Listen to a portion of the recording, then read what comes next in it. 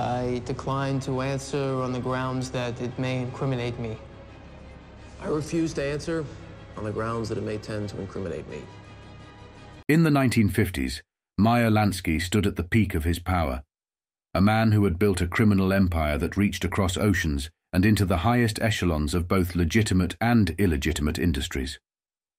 Once operating in the shadows, Lansky's name was now synonymous with organized crime. His anonymity long gone. He had become one of America's most notorious mobsters, and that very notoriety began to cast a shadow over his life. For all the wealth and power he had amassed, Lansky craved something more elusive legitimacy. But this desire seemed an impossible dream, as his closest allies and associates remained deeply entrenched in organized crime. Lansky had long been the financial mastermind behind American crime syndicates, laundering money and building empires through real estate and foreign businesses. As his influence spread, so did his network, with ties to European criminal organizations such as the Corsican Mafia and British underworld figures. The United Kingdom, in particular, was becoming a key player in the financial dealings of global criminals, transforming itself into a banking haven with offshore accounts that would rival Switzerland in their secrecy. It became a magnet for dictators and mobsters alike to hide their fortunes. Lansky, who frequently traveled to Europe to visit his old ally, Lucky Luciano, further expanded his influence on the global stage, particularly as America and Britain diverged in their approach to organized crime. While the US launched an all-out war on crime and communism, Britain, largely unaware of the storm brewing, remained indifferent. The defining moment of Lansky's 1950 struggles came when he was summoned to testify before Senator Estes Kefauver's committee investigating organized crime. The Kefauver hearings were a crucible for the mobsters of Lansky's generation, a time when the weak would crumble under government scrutiny, and the strong would emerge more cunning and ruthless than ever. The hearings sought to expose the deep-rooted connections between crime syndicates and legitimate businesses, a link Lansky had perfected. For Lansky, the inquiry was an existential threat, putting his entire empire in jeopardy. On October 12, 1950, Meyer Lansky refused to cooperate with the Senate Crime Committee, choosing to stand his ground in defiance. His silence led to contempt charges, but it also solidified his reputation as a man who would not betray the underworld, no matter the pressure. The hearings painted a damning portrait of his operations, linking Lansky to various gambling ventures, including the Flamingo Club in Las Vegas, the Beverly Club near New Orleans, and the Saratoga gambling scene. Testimonies also revealed his connections to other notorious figures, such as Frank Costello and Joe Adonis, as well as his ties to European crime through meetings with Luciano. Lansky's entanglements didn't end with the Kefauver hearings. The Senate investigators presented evidence suggesting that Lansky had been involved in companies that grossed millions of dollars from gambling operations in New Jersey, particularly in Bergen County, where 5 of the companies operated between 1945 and 1950. His name was also linked to Frank Costello, whose own refusal to answer questions could lead to similar contempt charges. The investigations widened to include other figures from Lansky's world, from Harry Russell, a known associate of the Capone outfit, to Winthony Guarini, a key player in New Jersey's gambling racket. As the Senate committee moved from city to city, gathering testimonies from bankers, detectives, and fellow mobsters, Lansky found himself at the center of a sprawling investigation that reached deep into the criminal underworld. Every testimony, every revelation, further cemented Lansky's place as the kingpin of organized crime, a man whose financial genius kept the gears of the underworld turning.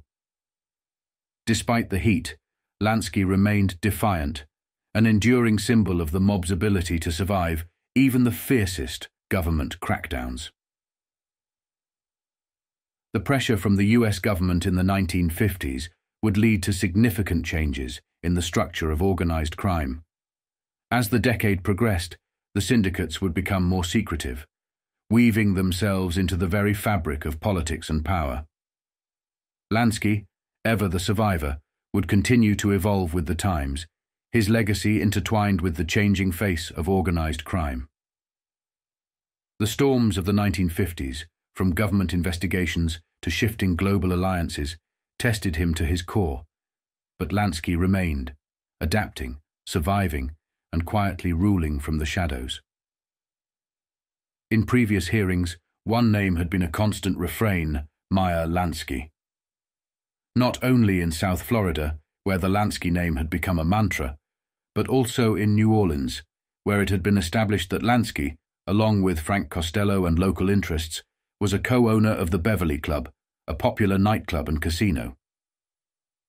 Lansky seemed to be the key intermediary between mobsters from New Orleans to Detroit, Cleveland, Las Vegas, Los Angeles, and practically every other place where organized crime was thriving.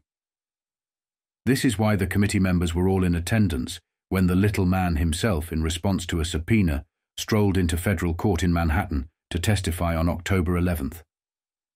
Given all the build-up, Lansky's appearance was rather anticlimactic, exactly how Lansky probably preferred it.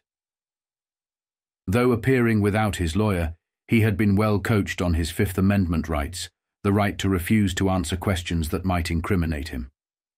This would soon become a staple phrase during the Kefauver hearings, entering the American lexicon and becoming a legal shield for criminals of every sort. Lansky, under relentless questioning, rarely wavered. A committee member began, "Have you ever been involved in the gambling business?"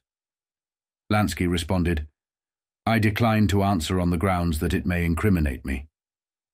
"Have you ever been in Saratoga Springs, New York?" Again, Lansky replied, "I decline to answer on the grounds that it may incriminate me." Frustrated, the committee member addressed the chairman. "Will the chairman please instruct the witness to answer?" The chairman turned to Lansky. "Mr. Lansky, you are instructed to answer these questions. Can we have an understanding that if, in the opinion of the chairman, any question counsel asks you is improper, I will tell you not to answer it? Otherwise, you are instructed to answer every question asked." "Yes, sir," Lansky answered. "Do you understand that?" the chairman pressed. "Yes, sir," Lansky confirmed.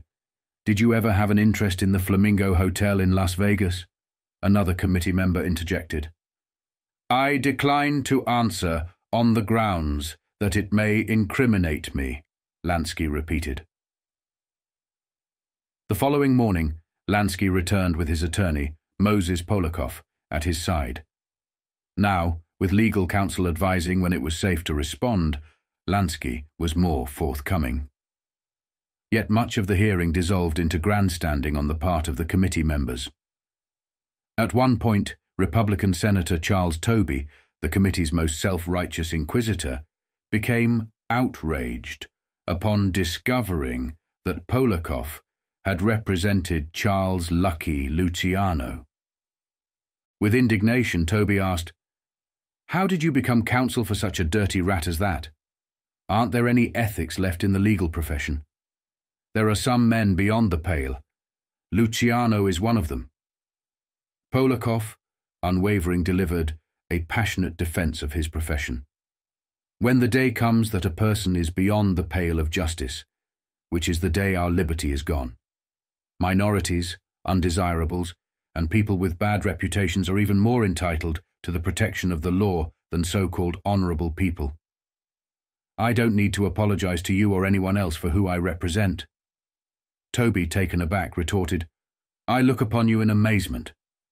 "I look upon you in amazement," Polikoff shot back, a United States senator making such a statement. The argument continued for a while, with Lansky sitting comfortably, pleased that the discussion had shifted away from his own criminal activities to a heated debate about his old friend, Lucky Luciano, who at the time was living safely in Italy, far beyond the committee's reach. Eventually, however, Lansky had to face the music. In testimony that stretched through most of the morning, he acknowledged his associations with numerous men who had been named before the committee as major underworld figures. Lansky could hardly deny knowing Luciano, Frank Costello, Bugsy Siegel, Albert Anastasia, and many other infamous figures he had been working with for most of his adult life. But when it came to matters of substance, his business dealings, his travels to gambling hotspots, Lansky diligently invoked his Fifth Amendment rights. Curiously, Lansky was more talkative when the subject of Cuba came up. The committee knew nothing of his current connections with Fulgencio Batista, the Cuban dictator, so their questions were focused on his past activities. Lansky, knowing his Havana dealings were out of the committee's reach, spoke freely. "What business did you have in Havana?" a committee member asked. "I had the racetrack and the casino at the National Hotel," Lansky responded. "You operated all the gambling there, correct? Gambling is legal in Cuba, right?" "Sure, it is legal," Lansky affirmed. "Why did you go to Cuba?" the member pressed. "Well, at the time I was very interested in trying to acquire the Montmartre Club," the chairman interrupted. "Did you have the racetrack and casino when Luciano was there?" No, Lansky clarified. "We stopped when the war broke out. After that, there weren't any boats on the sea, and there weren't enough planes. You couldn't survive on the planes coming from Miami. The Cuban locals themselves couldn't sustain the business." "Were these big operations the racetrack and the casino at the National Hotel?"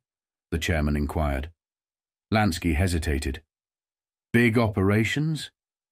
"Yes," the chairman insisted. "Well," Lansky said thoughtfully, "we took it over when it was pretty run down." "But it was $1 million operation, was it not?" "No, nothing like that, Senator. It was a leased proposition. We tried to develop it, but unfortunately the war broke out." The committee members seemed enthralled by the glamour of Havana. "The National Casino, it was a beautiful place, wasn't it?" one member asked. "Oh, sure it was," Lansky replied. "It probably had more gambling floor space than any other place in the hemisphere, didn't it?" "I guess it did," Lansky conceded. "And it was a beautiful building?" "Yes." "With a fantastic restaurant?" the member continued. "That's right," Lansky agreed. "And a place for dancing?" "Yes," Lansky confirmed. "It was quite a layout, wouldn't you say?" Lansky smiled. It was. The committee lingered on the subject of Havana, likely hoping to make Lansky slip up, but the mobster remained composed, dismissing it all with a casual remark. "I spent 4 years in Havana, about 6 months a year. Honestly, Havana became very tiring for me." After a few more questions, Lansky concluded his testimony. He made one final appearance before the committee 5 months later, when Kefauver and his team returned to New York in March 1951. This last appearance was uneventful, overshadowed by other, more sensational developments. Meyer Lansky, ever the strategist, foresaw the shifting tides of organized crime long before others realized what was happening. He understood a fundamental law of the underworld, what some called the mafia's evolution process, which dictated that a war must erupt every decade to cull the weak and allow the strong to rise. It was a brutal form of evolution, ensuring that only the most cunning and resilient criminal syndicates survived. By the 1950s, as Senate inquiries and federal investigations into organized crime were heating up, Lansky knew that the landscape was changing, and not in his favor. His empire, once untouchable, was being scrutinized, and the links between the mafia's powerful families were becoming dangerously exposed. Realizing that the traditional alliances, such Frank Costello, Joe Adonis, Charlie Luciano, Willie Moretti, Longy Zwillman and others, might not protect him for much longer, Lansky turned his attention to other men who could, such as his old friend Jimmy Blue Eyes, Nig Rosen, his brother Jake Lansky, Russell Bufalino, Carlo Gambino, Tommy Lucchese, Carlos Marcello, and others across the South. He knew he needed to align himself with crime families that were not only powerful, but also more secretive, less prone to the kind of exposure that plagued the New York families. He sought out partnerships with the Southern Mafia, especially with Carlos Marcello and the New Orleans crime family. These were organizations steeped in decades of secrecy and political protection, with roots so deep that they seemed nearly untouchable. Lansky didn't stop at New Orleans. He spread his influence into Texas, forming ties with the Texas Mafia, and even ventured into Detroit, collaborating with the powerful Joe Zerilli faction.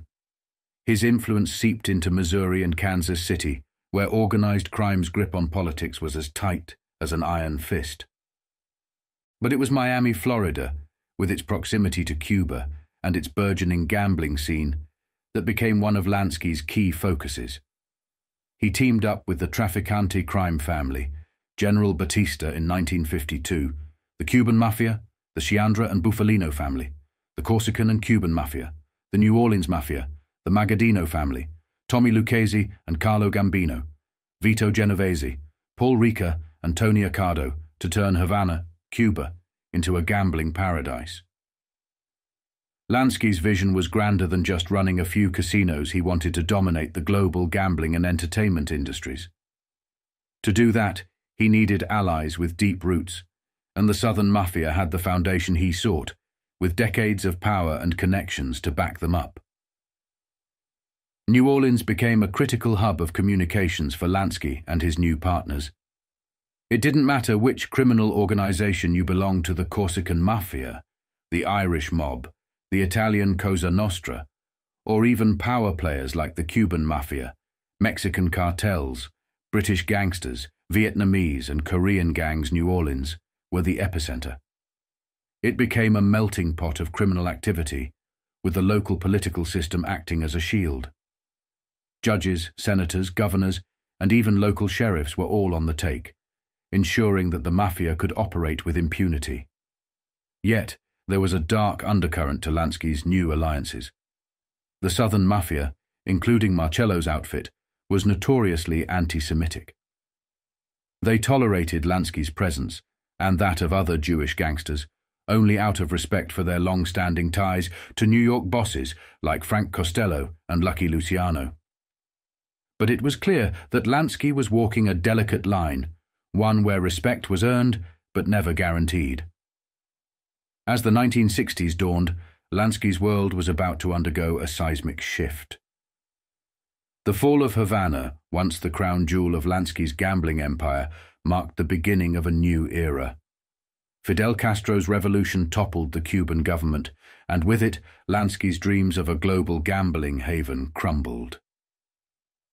The relationships he had so carefully cultivated with Marcello and the Southern Mafia began to shift as well.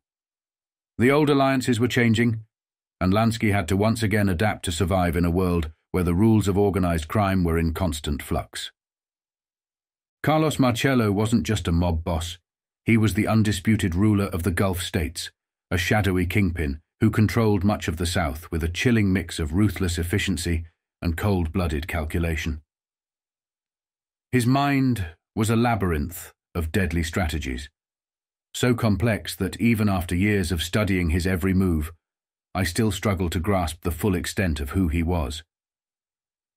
In the late 70s, while traveling to one of his private estates with 2 FBI agents, Marcello made a terrifying display of his twisted worldview. As they drove, Marcello abruptly stopped the car by a canal, pointed at the water, and inquired if one of the agents was Jewish. When the agent replied he wasn't, Marcello coolly stated, "We cut Jewish men's throats and throw their bodies in the river. That's what we do to Jews down here." This chilling declaration came from the same man who had built much of his gambling empire through partnerships with the Jewish Mafia, including figures like Phil Castile and Meyer Lansky. Ironically, one of his closest allies, Frank Costello, who helped him rise to power in New Orleans, was married to a Jewish woman. But to Marcello, business was business, and prejudice was secondary to profit. Marcello's tangled relationships stretched far beyond the South. He was known to work closely with Jewish gangster Mickey Cohen from California, even providing him with a racing wire that extended Marcello's influence across the country. Despite his deep-rooted anti-Semitism, Marcello understood that power and money transcended hate, though that didn't make him any less dangerous. He was a man willing to set aside personal grudges for the sake of greed and corruption, making him an even more unpredictable and lethal figure. But Marcello wasn't alone in his cunning approach. His counterpart in Chicago, Al Capone, created a syndicate that blended cultures, bringing Jewish, Irish, and non-Sicilian gangsters into the fold. Capone's vision was one of teamwork. Everyone had a role, and each had to perform with precision. From gambling to enforcement to political corruption, Capone's men were like a well-oiled machine, each cog essential. Under his leadership, the Chicago outfit became one of the most ruthless and efficient criminal organizations in American history, a model of organized crime that would reverberate for decades. New York, too, had its share of ambitious, cutthroat leaders. During the reign of Joe Masseria, a younger and hungrier generation of gangsters, led by Charlie Lucky Luciano and Frank Costello, was on the rise. Prohibition fueled their ascent, and by the 1930s, they had ruthlessly eliminated the old guard, including Masseria and Maranzano, establishing a new order. The mafia in New York became an empire, and with it came relentless exposure from informants like Abe Reles, known as the canary who could sing but not fly, to law enforcement finally starting to unravel the tangled web of corruption. By the 1950s, the mafia's interconnectedness across the country was becoming their Achilles' heel. As one syndicate fell, it exposed others, triggering a domino effect. Marcello's crime family, one of the oldest in America, had ruled itself with an iron fist, following its own code. But when figures like Costello brought immense wealth and influence on the region, the game changed. Louisiana became a hub for gambling, political corruption, and a spiderweb of national and international investments, further entwining the mafia with every facet of American life, from the food industry to military intelligence, from jukeboxes to steel. Meyer Lansky even boasted that the mafia was generating more money than US Steel, a statement that, given their control over unions and ports, wasn't far from the truth. As more investigations unraveled the mafia's vast operations, it became clear that the corruption reached the highest levels of American politics. Presidents like Harry Truman, Dwight Eisenhower, and even Richard Nixon was deeply entangled with figures like Frank Costello and the Chicago outfit. The Southern Mafia, led by Marcello, was pulling strings behind closed doors, making sure their power remained unchallenged. Marcello and his associates weren't just criminals. They were architects of a hidden empire that stretched from the gritty streets of New Orleans to the highest offices in Washington. And as each layer of this empire was peeled back, it became apparent that organized crime wasn't just a force in America, it was a foundation. In 1950, an article was published detailing the power of organized crime groups that were beginning to take control of America. This was a full decade before the Kennedy administration came to power, highlighting just how much influence these crime syndicates had amassed by that time. From 1950 to 1960, their empire remained virtually untouchable. The only person who had the courage to challenge their dominance was Fidel Castro, and in a surprising twist, the mafia even collaborated with the US government in efforts to eliminate him. Here is the article in full. How a group of Italian Americans has been able to dominate major crime rackets involving widespread murder and political corruption is one of the least known stories in the United States. The full story may never be told, because it is locked behind the lips of men who have sworn to die before talking, and whose campaign contributions to politicians have largely placed them above the law. Senator Estes Kefauver of Tennessee is the only man so far to have the courage to confront this gang of criminals. Meanwhile, a roll call of their leaders, never before published, provides important insight into the power structure of the mafia. The roll call begins in New York City with Frank Costello, the man who carried a suitcase to Ellis Island on the morning his chief, Lucky Luciano, was deported back to Italy. It is significant that Costello had enough influence over the federal government to be the only person allowed to go to Ellis Island to see Luciano off. Journalists who tried to accompany Costello on the ferry were barred from crossing. Early in Costello's career, he was financially supported by New York underworld boss Arnold Rothstein, whose records show a loan of $21,000 to Costello in 1928. Costello is known to have shared quarters with Tammany Hall politician Jimmy Hines at the 1932 Chicago convention that nominated Franklin D. Roosevelt. Costello also played the role of peacemaker in the underworld after the Roaring Twenties. He personally funded a convention of gangsters at the Hotel President in Atlantic City, where they divided territories and cemented alliances. Costello operated the slot machine business through the True Mint Novelty Company in New York City and organized the Pelican Novelty Company in New Orleans. He also formed a partnership with Phil Castell, becoming the sole distributor for King's Ransom Scotch, with royalties of $35,000 per month. Joe Adonis, real name Joseph A. Dotto, of New York and New Jersey, Adonis also grew up in the bootlegging industry and mysteriously inherited most of the Brooklyn rackets after the murder of Frankie Yale. He was a partner of Lucky Luciano, Meyer Lansky, and Jimmy Hines at Hot Springs, Arkansas in the 1930s. After Prohibition ended, Adonis moved into the wholesale liquor business and is now active in New Jersey, having muscled into the automobile industry. Augie Carfano, alias Little Augie Pisano of Florida. Carfano was closely associated with Frankie Yuale's Brooklyn enterprises and spent considerable time in Miami. His criminal record dates back to 1916, when he was arrested for grand larceny. He has also been arrested for carrying a concealed weapon and violating the Loafer Act. Vito Genovese of New York and New Jersey. Once a gunman for Lucky Luciano, Genovese helped Luciano terrorize local brothels and extract tribute money. He fled from New York to New Jersey and became an important figure in the New Jersey Mafia. His criminal history dates back to April 15, 1917, when he was arrested in New York City for possessing a revolver.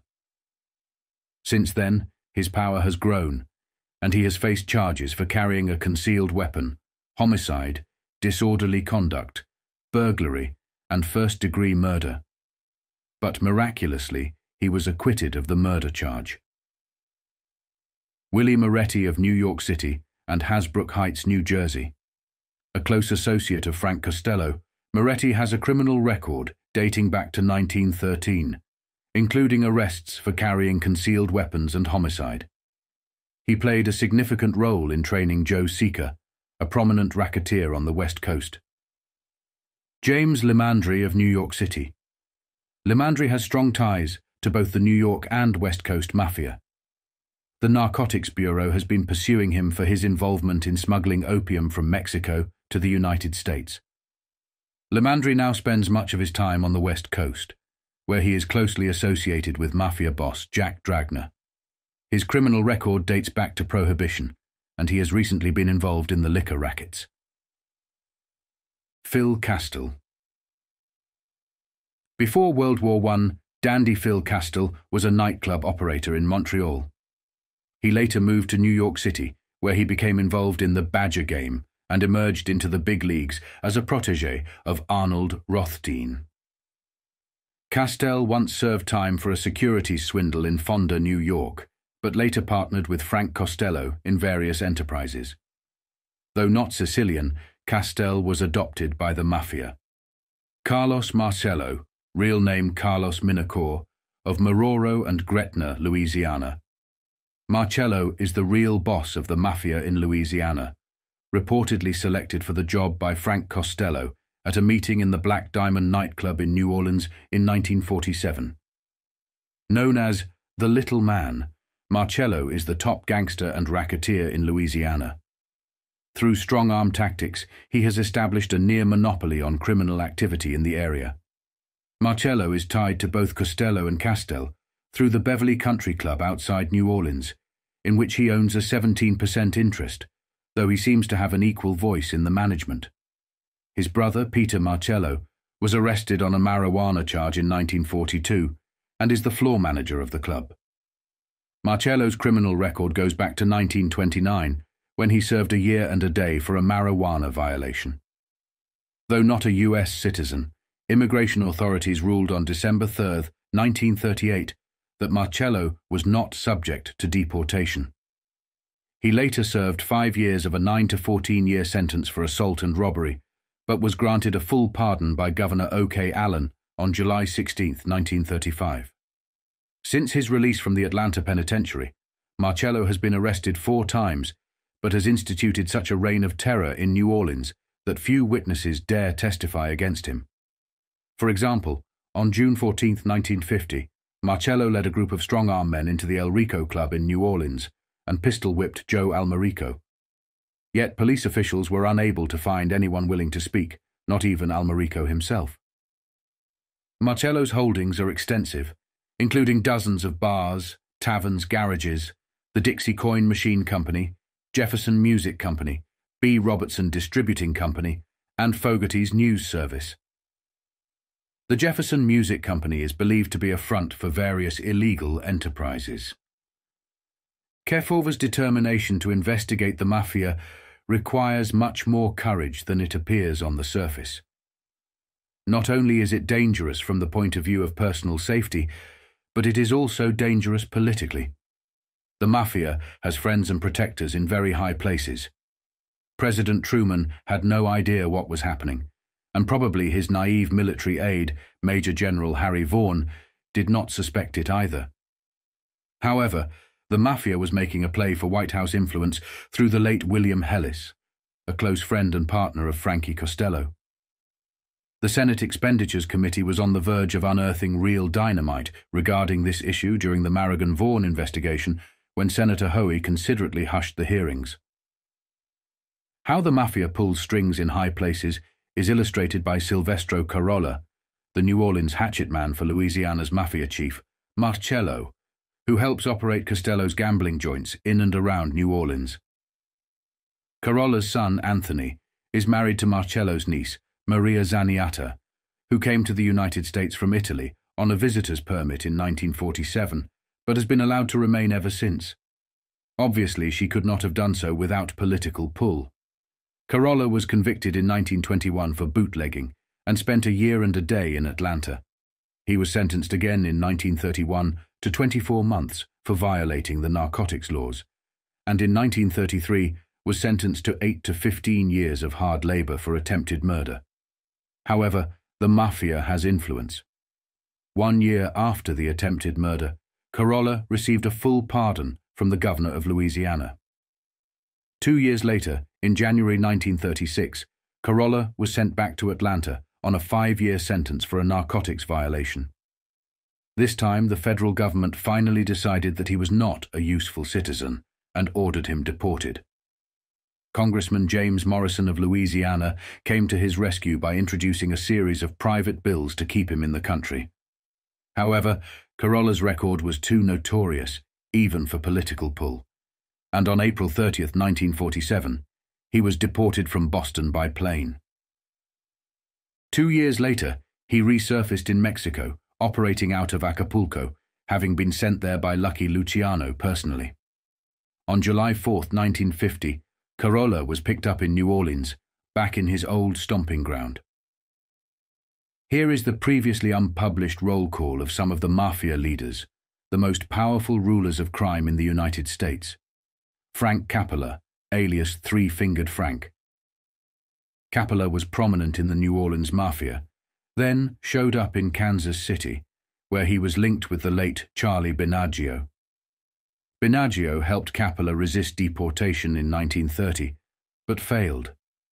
Capella was deported, but came back again in May 1949, with Binaggio on his $2,000 deportation bond. Coppola set up headquarters in Tijuana, Mexico, and in 1949, Binaggio made an interesting trip to Mexico, stopping to visit Coppola in Tijuana and Carolla in Acapulco. Once, the Tijuana chief of police, Francisco Kraus, raided Coppola's headquarters in a Tijuana motel and found with him Frank Bompensario, a San Diego tavern owner and business associate of Jack Dragna, the boss of the California Mafia. Texas gambling lords. Sam Maceo of Galveston. Before 1920, Maceo was a humble barber in Galveston. He broke into the bootlegging racket, graduated to dope smuggling, then muscled into the gambling rackets. Now he owns Galveston nightclubs, bars, and 2 hotels. Maceo is also a power in Texas politics. Born in Italy in 1894, his criminal record shows no convictions, only an acquittal on a New York narcotics charge on October 24, 1942. Biagio Angelica of Houston, Maceo's subordinate in the Mafia, Angelica has been linked with Maceo in narcotics smuggling. He was sentenced to 10 years and fined $2,000 on a narcotics charge in Houston on October 20, 1938. He was sentenced to another 8 years imprisonment in Galveston on January 10, 1940, and still another 2 years in New York City on October 10, 1942, both for narcotics violations. Incidentally, the New York narcotics case was the same one in which Maceo was implicated. Missouri mobsters Joe DiGiovanni, alias Joe Church, Kansas City. DiGiovanni is the mafia chief in the Kansas City area, arriving there from Brooklyn. He has been the big boss over better-known figures such as Joe DeLuca and the late Charles Binaggio. DiGiovanni's front is the DiGiovanni Wholesale Liquor Company, which, incidentally, employed Paul Catanzaro, a murder suspect, as a night watchman. DiGiovanni's criminal history goes back to 1915 and includes arrests for everything from murder to rape, but he has never been convicted. Joe DeLuca, Kansas City. DeLuca is in charge of the narcotics branch of the Kansas City Mafia. He was arrested for bootlegging in Kansas City on December 17, 1930, and sentenced to 3 years for dope smuggling in Kansas City on March 27, 1943.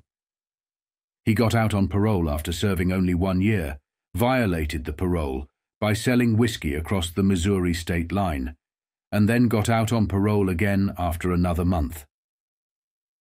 Both paroles were arranged by former Congressman Tuck Milligan. Anthony Gizzo, Kansas City. Gizzo was a close friend of the slain Charles Binaggio. He was arrested with Binaggio as far back as January 18, 1930, in Denver, for carrying a concealed weapon. One of Gizzo's jobs was as a sales agent for the Duke Sales Company, distributors of Canadian Ace beer. In that capacity, he was supposed to persuade tavern keepers to buy Canadian Ace. Gaetano La Coca, Kansas City. A top mafia enforcer, La Coca has his fingers in various Kansas City gambling enterprises, including an interest in the Last Chance Tavern on the Kansas-Missouri state line. Tony Lopiparo, St. Louis, chief of the St. Louis Mafia. Lopiparo is closely tied with the Kansas City crowd. He slipped across the Mexican border to visit Frank Coppola and Silvestro Carolla, the New Orleans Mafia members who were expelled from the country and sent to Mexico by Lucky Luciano. An associate of Lopiparo, Thomas Buffer, testified for the state on a minor matter in connection with the DeLuca trial. After Buffer returned to St. Louis, an attempt was made to kill him. He fled to California, where a shotgun blast ended his life in Lodi in 1946. Frank Milano, Akron, Ohio, and Mexico City. Milano is the top mafia power in Ohio and is closely associated with mafia leaders in Chicago and Michigan. He was also the boss of Cleveland's notorious Mayfield gang. 5 years ago, Frank and his brother Anthony purchased a $50,000 home in Hollywood, where they were in close contact with West Coast Mafia boss Jack Dragna. Anthony also owns an interest in a food company and an Italian newspaper in Cleveland. Milano's criminal record goes back to 1913 and includes 2 charges of murder and several arrests for counterfeiting, but no convictions. Alfonso Polizzi, alias Big Al, Shaker Heights, Ohio, and Coral Gables, Florida. Big Al is a powerful underworld figure, second only to Frank Milano in the Ohio Mafia and the Mayfield Gang. He also has a stake in legitimate enterprises, including the olive oil, food importing, and beer distributing businesses, and more recently, real estate in Coral Gables, Florida. Polizzi was convicted of violating internal revenue laws in 1944, receiving a 4-month sentence and a $5,000 fine. Charles Vizzini, Youngstown, Ohio, and Coral Gables, Florida. Vizzini is a mafia leader in the Youngstown area. He owns the Deluxe Cafe and poses as a legitimate businessman. He has been arrested for liquor violations, counterfeiting, and murder, but he has never been convicted. Harry Stromberg, better known by his infamous nickname Nig Rosen, was born in Russia in 1902 before immigrating with his family to New York's East Side in 1906.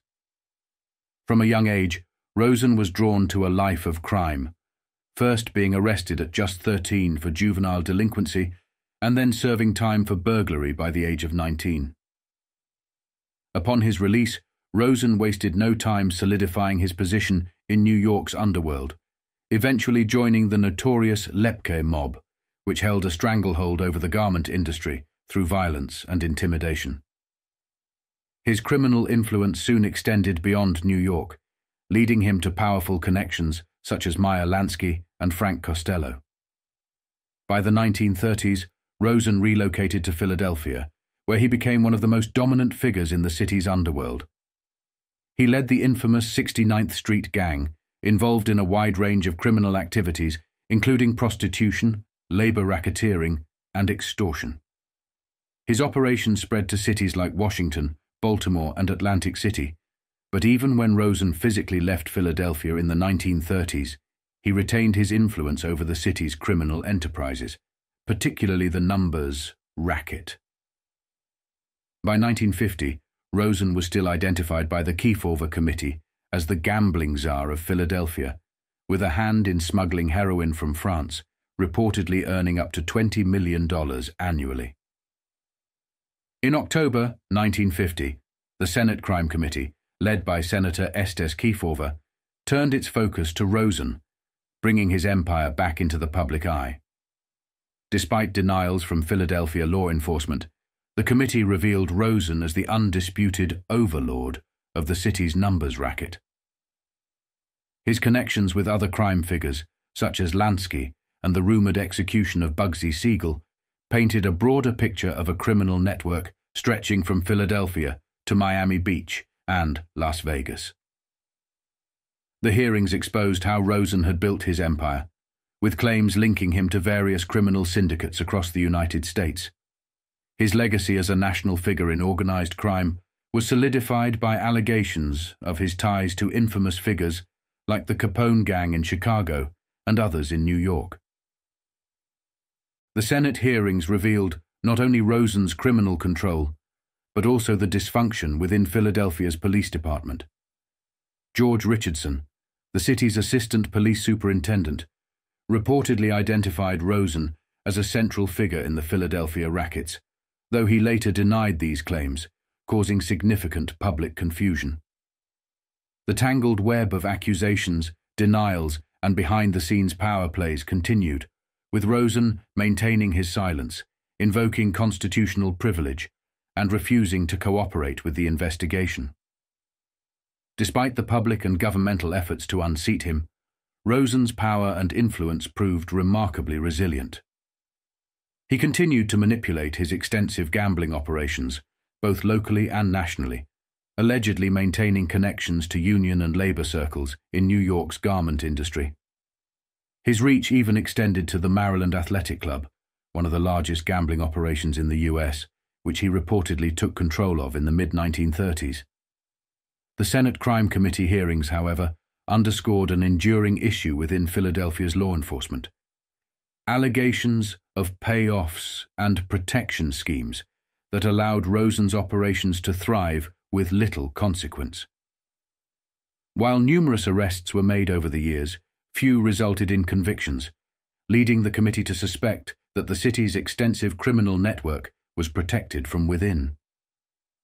Despite some in law enforcement claiming to have driven Rosen out of Philadelphia in 1943, the testimony of individuals like William Weisberg, a key aide to Rosen, suggested that his criminal network was still very much alive and well. As the hearings closed, the committee made it clear that Rosen's grip on organized crime in Philadelphia was far from over. The revelations of corruption and complicity within the city's police department left a cloud over law enforcement, further complicating efforts to bring Rosen and his associates to justice. The depth of Rosen's criminal empire, stretching across the country, underscored the challenges of dismantling such a far-reaching network, even as law enforcement and the public clamored for accountability. In this web of crime, corruption, and denials, Nig Rosen remained an enduring figure, a shadowy puppet master whose influence extended far beyond Philadelphia, shaping the criminal underworld of mid-century America. In the 1930s, Charles "Lucky" Luciano and his allies were among the most powerful figures in the criminal underworld, wielding significant political influence. So influential were Luciano and his men that they became kingmakers, shaping political outcomes to suit their needs. A pivotal moment in this web of power was the rigged primary election of Franklin D. Roosevelt, orchestrated by the New York political machine and underworld figures like Frank Costello, Meyer Lansky, and Luciano himself.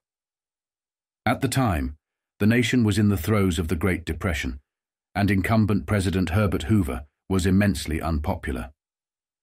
The Democratic nomination saw a fierce contest between Roosevelt and Al Smith, another political heavyweight.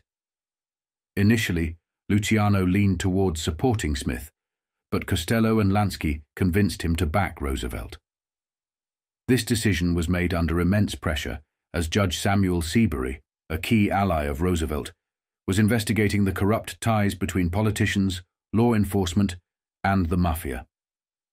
Seabury's work was unraveling the protection that had allowed organized crime to flourish, and Luciano knew that to secure his operations he needed Roosevelt on his side. What Luciano didn't anticipate was that Roosevelt himself had been pushing Seabury's investigations from the start. Roosevelt masterfully played the underworld figures, ensuring their backing while knowing that Seabury's crackdown would continue. Once elected president, Roosevelt wasted no time turning his back on the mafia.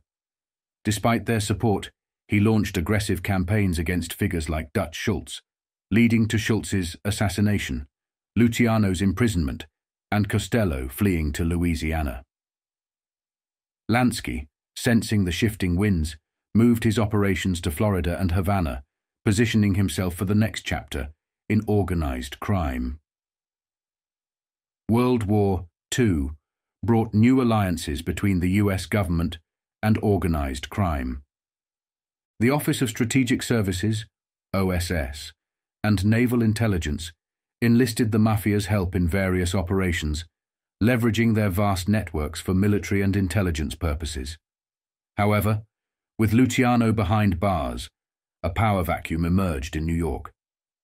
Ambitious figures like Carlo Gambino and Vito Genovese saw opportunities to rise, while others like Tommy Lucchese, Joe Profaci, the Mangano brothers, Stefano Magaddino, the Chicago Outfit, Joe Zerilli, Santo Trafficante Sr. and Jr., alongside Carlos Marcello, as well as Russell Bufalino, sought to maintain peace and business stability. Gambino, however, had grander ambitions, envisioning himself as the boss of bosses, a title that came with immense power and influence. Meyer Lansky, who had been instrumental in keeping the peace during the war years, recognized the impending changes. By the late 1940s, he saw that technology was catching up to the mafia's secretive operations. What once remained in the shadows was now being broadcast on the new medium of television, and mobsters, once confined to the front pages of newspapers, were becoming celebrities in their own right. Their connections to Hollywood stars and public figures only deepened their allure, But it also brought increased scrutiny. The era of Luciano, Costello, and Lansky was coming to an end, and a new breed of gangsters was rising to take their place. In Chicago, where the mafia was closely knit, bosses were preparing for transitions. Even in Florida and Louisiana, men like Santo Trafficante and Carlos Marcello ruled their territories with an iron grip. These families were united not just by crime, but by blood, with marriages intertwining the families and cementing loyalty. Marcello's family, for instance, was deeply interconnected with the family of Silver Dollar Sam, creating a mafia clan so strong that betrayal was almost unthinkable. As organized crime consolidated its power across the country, the Havana Conference in the late 1940s revealed a looming issue: narcotics. Luciano, still exerting influence despite his imprisonment, warned that the mafia's increasing involvement in drug trafficking would be its downfall. Greed was becoming a major problem, as bosses eyed one another's operations with envy, leading to plotting, betrayal, and violence. This greed manifested itself in the murder of multiple valuable men, key figures, like the Mangano brothers and Frank Scalise. Even Frank Costello, once one of the most powerful men in the mafia, narrowly survived an assassination attempt. Luciano, once the undisputed leader, found himself targeted as well, with Vito Genovese and his allies plotting to frame him on drug charges. The peace that had defined the mafia in the 1940s was shattered as New York plunged into a brutal internal war. Meyer Lansky, though Jewish, had long been a close associate of the Sicilians and understood the cyclical nature of mafia wars. Having lived through the violent clashes of the 1930s between Joe Masseria and Salvatore Maranzano, and then between Luciano and Maranzano, Lansky knew that this new wave of violence was inevitable. The 1940s had been a relatively peaceful decade for the mafia, with the deaths of figures like Lepke Buchalter and Benjamin Bugsy. Siegel being notable exceptions. But now, in the 1950s, the underworld was imploding. The government's pressure on organized crime intensified, and by 1950, the Senate Crime Investigating Committee, led by Senator Estes Kefauver, began exposing the vast criminal networks that spanned the country. Figures like Lansky were called to testify, but the mafia's deep ties to politics and law enforcement were only beginning to be uncovered. Even Thomas Dewey, the prosecutor who had put Luciano behind bars, found himself under scrutiny for allegedly releasing Luciano to Sicily during the war, giving the notorious mobster a chance to rebuild his empire abroad. As the hearings continued, organized crime's grip on America began to weaken. What Luciano had once built a powerful and cohesive criminal empire was now tearing itself apart from the inside. Greed, ambition, and the allure of power led to wars and betrayals, just as Luciano had predicted. The mob's dominance in American life was far from over, but the golden age of organized crime was rapidly coming to an end. The very blueprint that Luciano had crafted was now being used to destroy the mafia from within. In the early 1950s, Joe Adonis found himself at the center of significant legal troubles. On December 5, 1950, Adonis was ordered to testify before the Kefauver Committee hearings on organized crime. However, he refused to testify, refused to show up, and refused to cooperate. This defiance drew widespread media attention, with his name being prominently mentioned in newspapers and articles accusing him of obstructing the investigation. Adonis had a strong reason for his reluctance to cooperate. He feared the exposure of his questionable immigration status. It had long been speculated that Joe Adonis believed he was an American citizen, because that was what he had been told as a child. However, as investigators began digging into his background, they discovered inconsistencies. His parents had falsely claimed a vacant parking lot as his place of birth, further casting doubt on his citizenship. When questioned by the committee, Adonis lied, stating that, to the best of his knowledge, he had been born in the United States. This deception led investigators on a fruitless chase to verify his claims.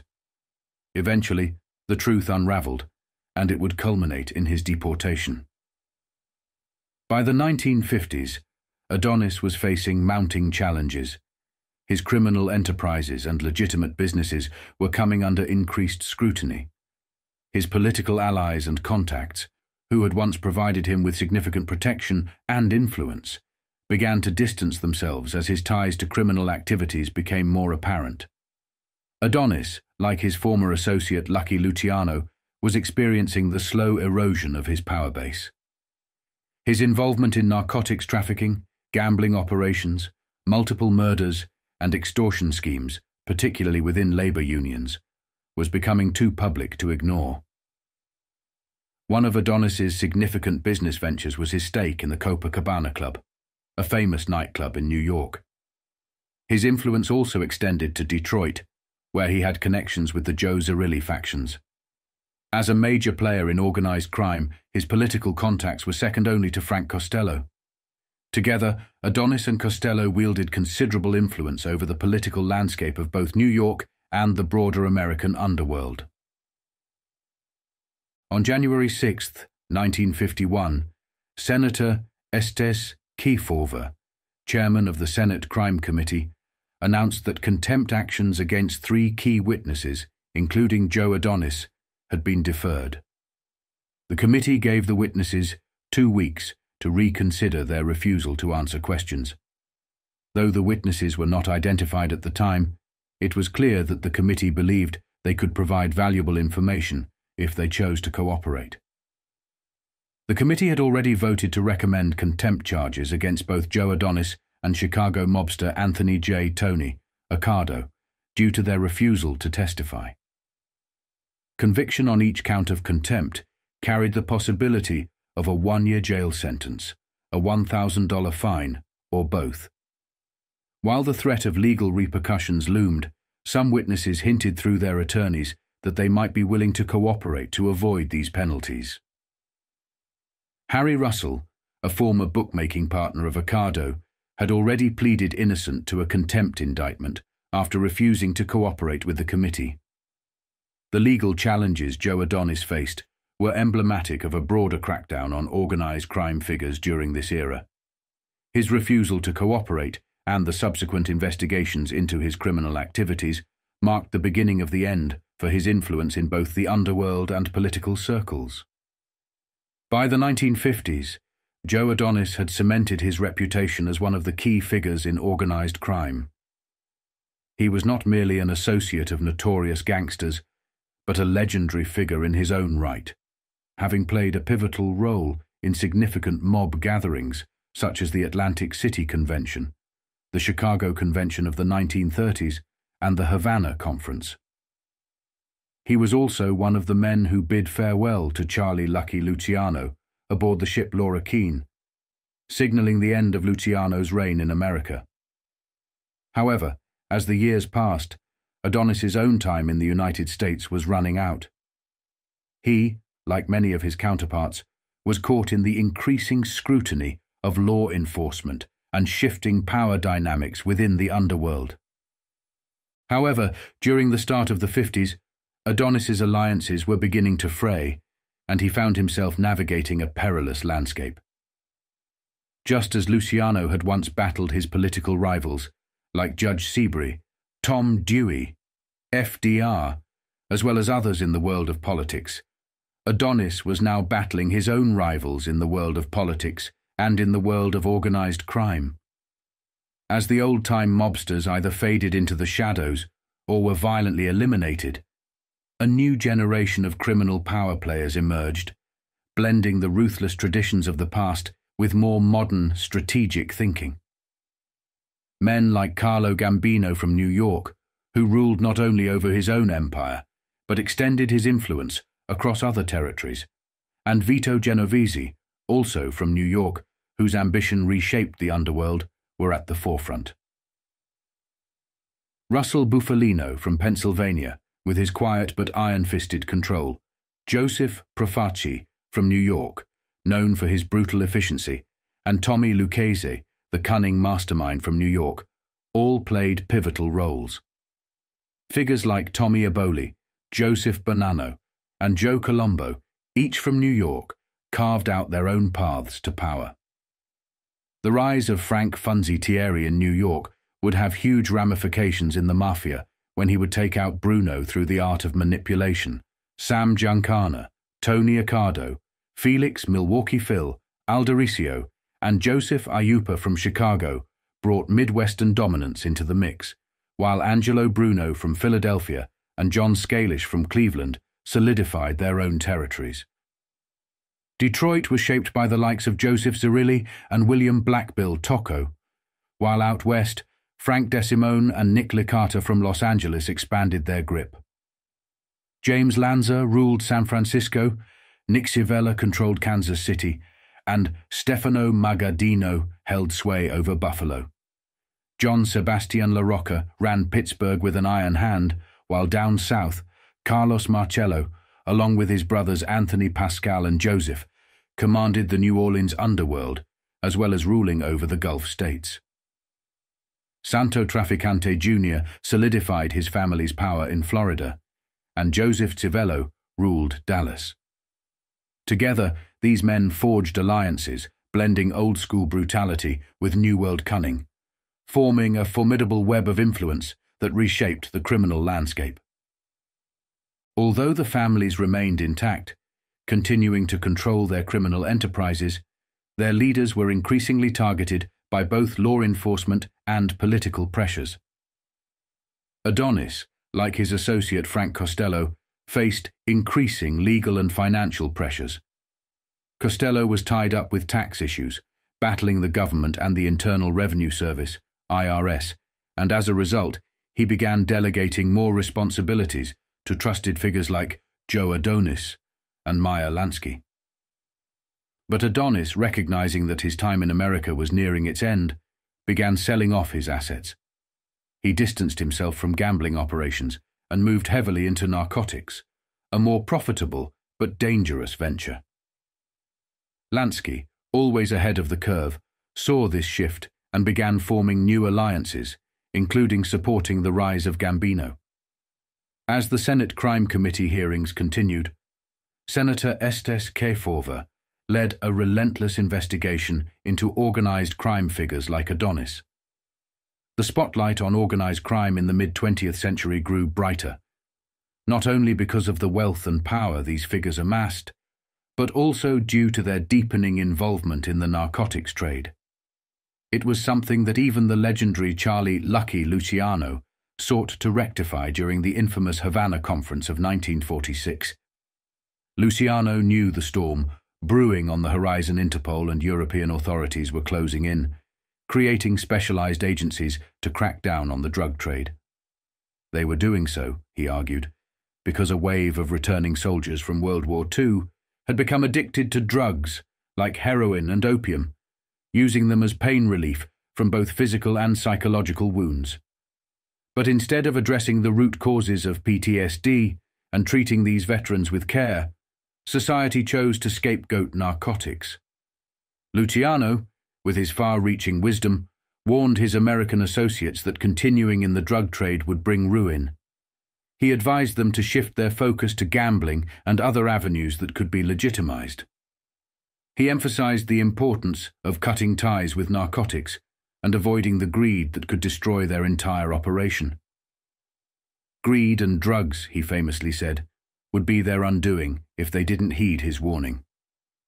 But his advice fell on deaf ears, and as the 1950s rolled in, the consequences of their violent and public lives came crashing down. Figures like Joe Adonis, Frank Costello, and Meyer Lansky found themselves under scrutiny. Benjamin Bugsy Siegel's murder in 1947 only amplified the public's fascination with the mafia, and their connections to Hollywood became a matter of great interest. Luciano himself was facing enormous pressure, particularly from Harry Anslinger, the head of the Narcotics Bureau, who seemed obsessed with taking him down. In a bold move, Luciano wrote to Anslinger, offering to dismantle the entire narcotics trade if it would get him back to the United States. His proposal was audacious. Luciano claimed he could organize the suppliers and choke off the flow of drugs into the States. After all, he knew the players. They were men like Vito Genovese, who had already tied the supply lines together. But Anslinger, perhaps more interested in his personal crusade against Luciano, rejected the offer. Luciano's desperation was palpable. He was either genuinely seeking redemption or simply looking for a way back into the country. But Washington had no interest in his help. The Kefauver Committee was hot on the trail of organized crime, and Luciano's name became a tool for politicians and law enforcement to bolster their careers. They were content to let his reputation fester as the so-called head of narcotics, even as the real drug trade flourished unchecked. The pressure mounted, and Luciano faced relentless harassment. The newly appointed chief Giovanni Florita became another thorn in his side, conspiring with Charles Siragusa of the Narcotics Bureau to frame Luciano as the mastermind behind the drug trade. At one point, they even enlisted a Contessa to set Luciano up with a staged narcotics deal. But Luciano, ever sharp, saw through the ruse and exploded in anger, physically confronting the woman. In a dramatic moment, he tore her dress off and demanded to know the truth, ultimately confirming that Florita and Siragusa were behind the plot. Despite these ongoing schemes, Luciano's entanglements continued to worsen. A scandal broke in Italy involving government-licensed heroin producers, and though Luciano had only introduced 2 acquaintances for a legitimate business deal, the newspapers spun it into a major narcotics operation. His connection to men like Joe Biondo and Egidio Calasibetta made him look guilty by association, and Siragusa seized on this opportunity, claiming he had finally found the proof to bring Luciano down. But, as always, Luciano maintained his innocence, noting that Siragusa could twist facts to suit his agenda. "Siragusa knew less arithmetic than I ever learned grammar," Luciano quipped. Yet, despite his wit and cunning, the noose around him tightened, and the empire of organized crime built on greed, violence, and narcotics began to crumble. The seeds of destruction were sown long before, when men like Joe Adonis and his peers ignored the warnings of the one man who could see the storm coming. Lucky Luciano. Joe Adonis watched the proceedings from the sidelines. He saw the treatment of Frank Costello, Meyer Lansky, Willie Moretti, and more. It started to become even more increasingly clear that his days in America were numbered. With some of his assets being sold off, his focus shifting more onto his businesses, such as narcotics, stashing money away in Switzerland, unions, extortion, as well as loan sharking. His former political allies distancing themselves, Adonis knew that his time in the spotlight, as well as time in America, was coming to an end. The Kefauver Committee's investigation had exposed the deep-rooted connections between organized crime, politics, and legitimate business. Figures like Adonis, Costello, and Lansky had spent decades building their empires, but the full weight of the law was now bearing down on them. As new leaders like Carlo Gambino, Sam Giancana, Joe Colombo, Joe Gallo, Angelo Bruno rose to power, the old guard Luciano, Adonis, Costello, Polizzi, and others was slowly fading away. The Kefauver hearings had opened the public's eyes to the vast network of influence that these men had built, and although the faces of organized crime would change, the structures of power and corruption they had established would remain for years to come. The more Joe Adonis refused to cooperate, the more difficult things became for him. More and more people came forward, connecting Adonis and other Detroit gangsters to criminal activities in other areas. Adonis was managing gambling rackets in Detroit that were worth $25 million a year. These operations were protected by police officers, and taking down this dangerous and ruthless organization became a priority. To do so, over 35 witnesses were called, including police officers, to unravel the full scope of the operation. $25 million in the 1950s was a huge sum of money, and even by today's standards, it was a fortune. That vast amount of money was under the control of powerful figures like Frank Costello, Joe Zerilli, Meyer Lansky, and Joe Adonis. Understanding these numbers and recognizing how intertwined these criminal networks were, especially with Luciano, who was reading about these developments from his exile in Sicily, illustrates how crime was becoming a national issue. News stories about organized crime were no longer local. If a mobster in New York was written about, that article would be published in newspapers across every state, triggering a domino effect.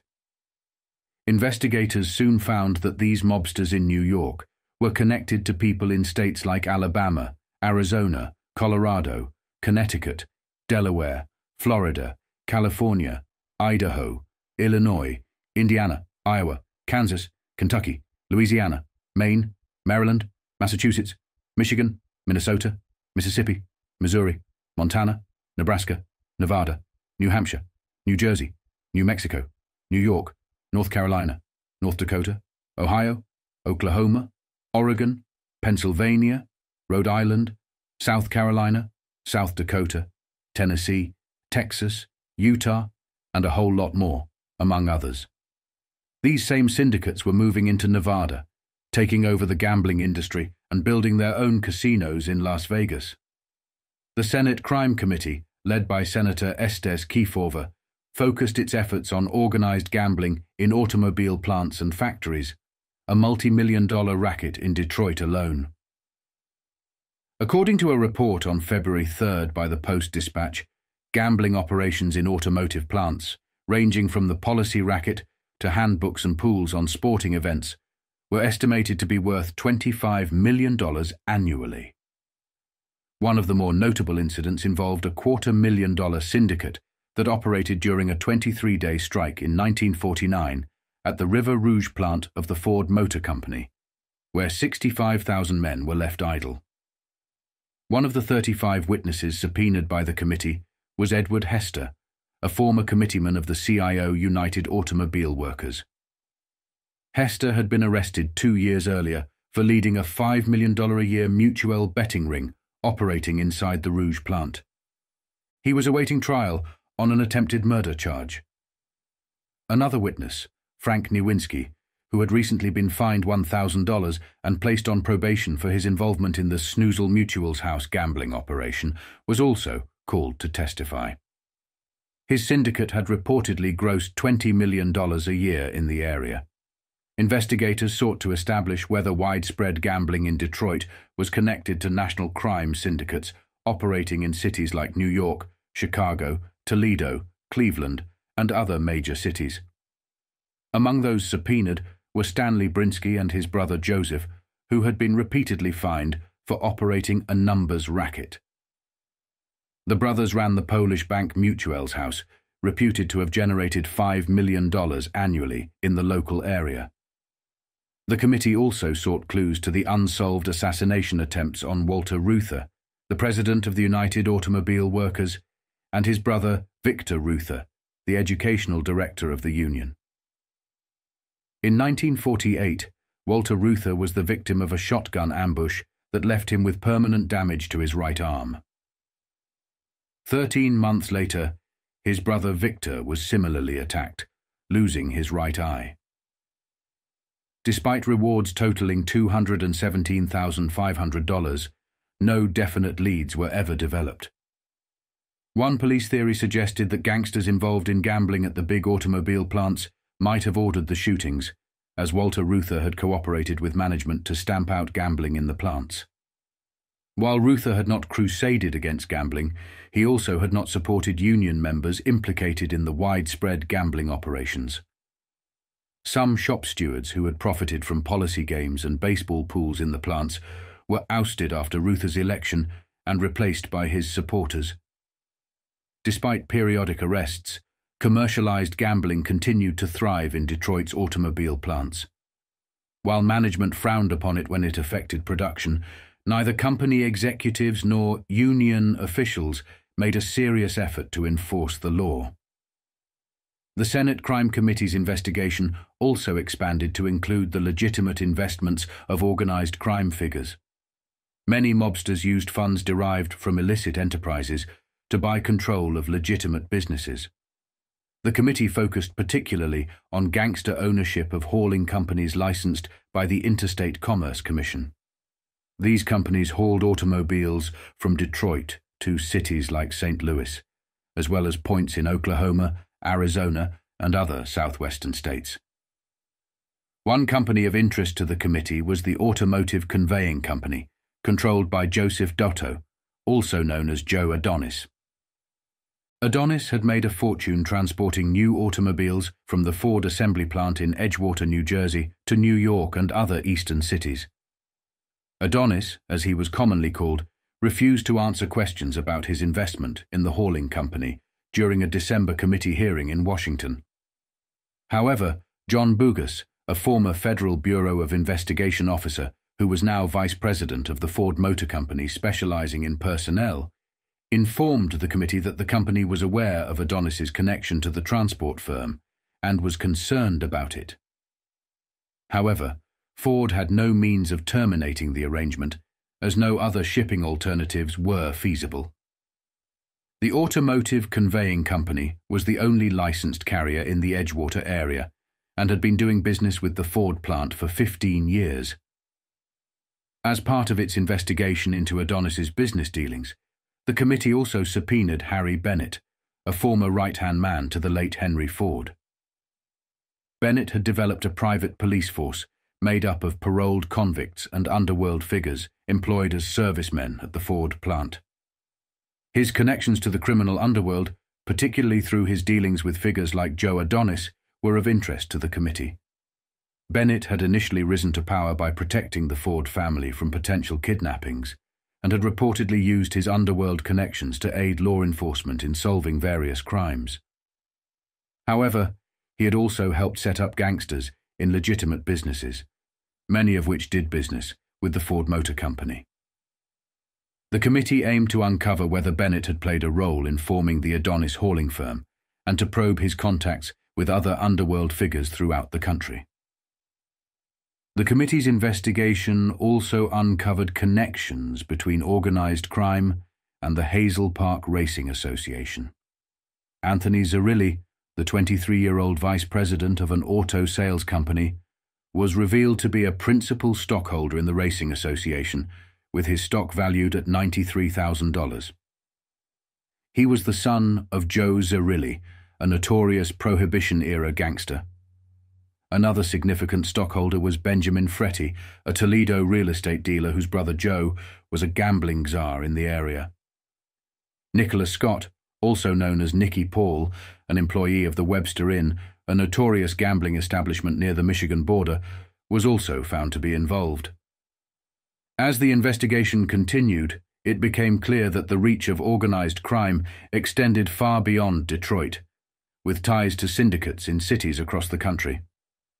These operations were deeply rooted in both illegal gambling and legitimate businesses, revealing a complex web of influence that spanned from the automobile plants of Detroit to the casinos of Las Vegas. By May 24, 1951, American authorities had grown tired of Joe Adonis's evasive maneuvers. Adonis had invoked the Fifth Amendment during questioning and lied about his birthplace, as well as his involvement in gambling operations, which had started to catch up with him. On May 21st, the newspapers once again plastered his name across headlines. This time, however, he was arrested alongside Salvatore Moretti. The increasing pressure on Adonis and Moretti reflected the mounting heat faced by other mobsters tied to them, including Willie Moretti, one of the most loyal men to Charles Lucky Luciano. Willie Moretti, heavily associated with Frank Costello's gambling operations, was also in the limelight. But his mental health was in steep decline. The mafia wasn't sure how to handle him. At this critical juncture, Carlo Gambino visited Luciano to discuss Willie Moretti's situation. Luciano emphasized that killing Willie should only be a last resort. Instead, Luciano suggested that they control Moretti by getting him the best doctors possible and placing him in a facility capable of taking care of him. Luciano did not want to see an old friend die under these circumstances. At that time, Luciano was focused on his personal life, likely beside his beloved wife, which Gambino interpreted as a sign of vulnerability. Luciano's newfound focus on protecting his wife suggested that his personal priorities had shifted, perhaps softening his otherwise ruthless demeanor. Gambino, however, did not follow through with getting Moretti a doctor. Just 2 days later, on May 23, 1951, another article made headlines about the legal trouble that was closing in on Joe Adonis. It revealed that New Jersey authorities were determined to put him behind bars for good. James Desmond reported that Adonis, known to his fellow mobsters as Joey A., was scheduled to stand trial in Bergen County Superior Court in Hackensack. Alongside him stood 4 other defendants, including Salvatore Moretti, for running large-scale crap games in Fort Lee and Lodi, New Jersey. The 5 men were charged on 4 counts, 1 for conspiring to run the dice games and 3 for operating them at separate locations. A conviction on the conspiracy charge alone carried a maximum penalty of 3 years in prison and a fine of $3,000, while the actual gambling charges each carried a maximum of 5 years and $5,000 in fines. The fate of the trial, however, was still uncertain. Adonis's legal team was working behind the scenes to avoid trial by offering to plead guilty on the condition that all 5 defendants would receive short sentences. Their co-defendant, Salvatore Moretti, was a well-known figure from the old Murder Incorporated syndicate. The other 3 defendants, James Piggy Lynch, Arthur Longano, and Anthony Tony Green Guarini, were lesser known but still implicated. Guarini was already serving time in the state penitentiary for gambling charges and was temporarily released to stand trial with the others. Despite their notorious reputations, Adonis and Moretti were still attempting to evade serious punishment. Adonis had been identified by the Kefauver Crime Investigating Committee as a major figure in organized crime, alongside other infamous gangsters like Albert Anastasia and Vito Genovese. Although he had managed to avoid jail time for nearly 25 years, this new trial threatened to finally end his streak of immunity. Adonis's influence in Brooklyn's criminal underworld extended back to the 1920s, where he had been involved in rackets such as gambling, hijacking, and dope smuggling. He had also been a major decision-maker in the infamous Murder Incorporated, an organized crime group known for its contract killings. Despite these associations, Adonis had managed to avoid any substantial legal penalties. His total fines up to that point amounted to just $625. Born Joseph Dotto, Adonis had begun his criminal career as a rum runner during Prohibition. For years, he operated a speakeasy in Brooklyn at 4th Avenue and Carroll Street, a place frequented by local politicians. By the late 1930s, he had risen in power, becoming a counterpart to James J. Hines, a Tammany Hall leader who had been jailed by Thomas Dewey for his involvement with Dutch Schultz's criminal empire. However, Adonis's fortunes changed after the war. Under increasing pressure from law enforcement, he sold his lavish home in Brooklyn and moved to Fort Lee, New Jersey, where he now lived in a $100,000 mansion. But even his move to the suburbs couldn't protect him from the law. The trial, if it proceeded, would be a drawn-out affair, with the state planning to call 100 witnesses, including Willie Moretti's brother, notorious Newark crime boss Abner Longy Zwillman, and several other key figures in the Jersey underworld. The prosecution was set to be led by New Jersey's Attorney General Theodore Parsons, with the assistance of Deputy Attorney General Nelson Stamler, who had spearheaded the investigation that led to Adonis's indictment. The defense, led by John Selzer, planned to expose the hypocrisy of public gambling by calling high-profile witnesses, including society figures and politicians who had frequented the gambling dens in question. Even if Adonis managed to evade conviction in New Jersey, his legal troubles were far from over. He was also facing indictment in Manhattan for conspiracy to bring gamblers from New York to New Jersey. In addition, Adonis was under investigation for income tax evasion and contempt of court charges stemming from his refusal to cooperate with the Kefauver committee. The golden age of mobsters like Joe Adonis was coming to an end. Once untouchable, Adonis now faced the very real prospect of losing his freedom, his fortune, and his long-standing influence in the criminal underworld. In the mid-1950s, Charlie "Lucky" Luciano, who was living in Sicily at the time, closely followed the Kefauver committee hearings despite not owning a personal television. Instead, Luciano would go to his local cinema, sit down, and watch newsreels covering the hearings. These reels featured his old associates, such as Frank Costello, Willie Moretti, and Joe Adonis.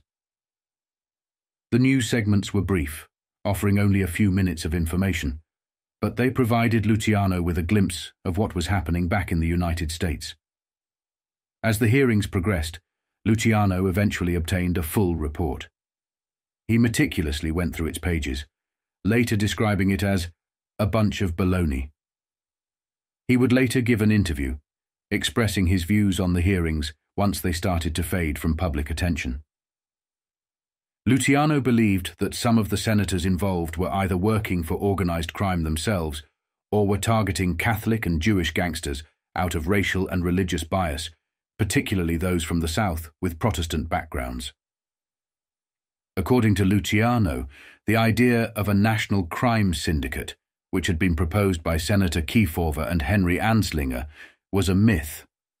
Most Americans, along with the FBI and other Justice Department agencies tasked with investigating corruption, maintained that no such syndicate existed.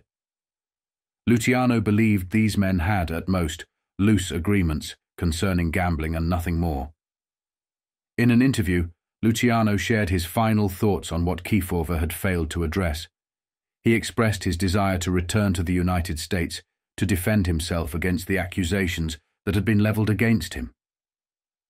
Luciano was particularly upset with the way Thomas Dewey had orchestrated his trial, which ultimately led to his deportation. On March 1st, Luciano, then living in Milan, Italy, publicly demanded that he be allowed to return to the United States to face the charges brought by the Senate Crime Investigating Committee. The committee had described him as the umpire between two major American crime syndicates. In an interview from the luxurious Manin Hotel, Luciano challenged Senator Estes Kefauver, chairman of the committee, to present specific charges against him. He stated, "Let them talk about me. They will always fail to produce evidence against me. If they can, why don't they file proceedings with the United States government to bring me back and make a new trial, permitting me to speak and defend myself personally?" Luciano mocked the committee's findings after reading a summary of the 35-page report, dismissing it with the word baloney. He also denied having any contact with men like Frank Costello and Joe Adonis since his deportation, despite the committee naming them as bosses of a major crime organization. This period marked a pivotal moment for both Luciano and figures like Joe Adonis. Luciano's plea to return to the US was an effort to clear his name, as he felt the accusations against him were largely unsubstantiated. Similarly, Adonis and other prominent figures were facing increasing scrutiny from government investigations into organized crime during the 1950s, signaling the beginning of a new era in the battle against crime syndicates.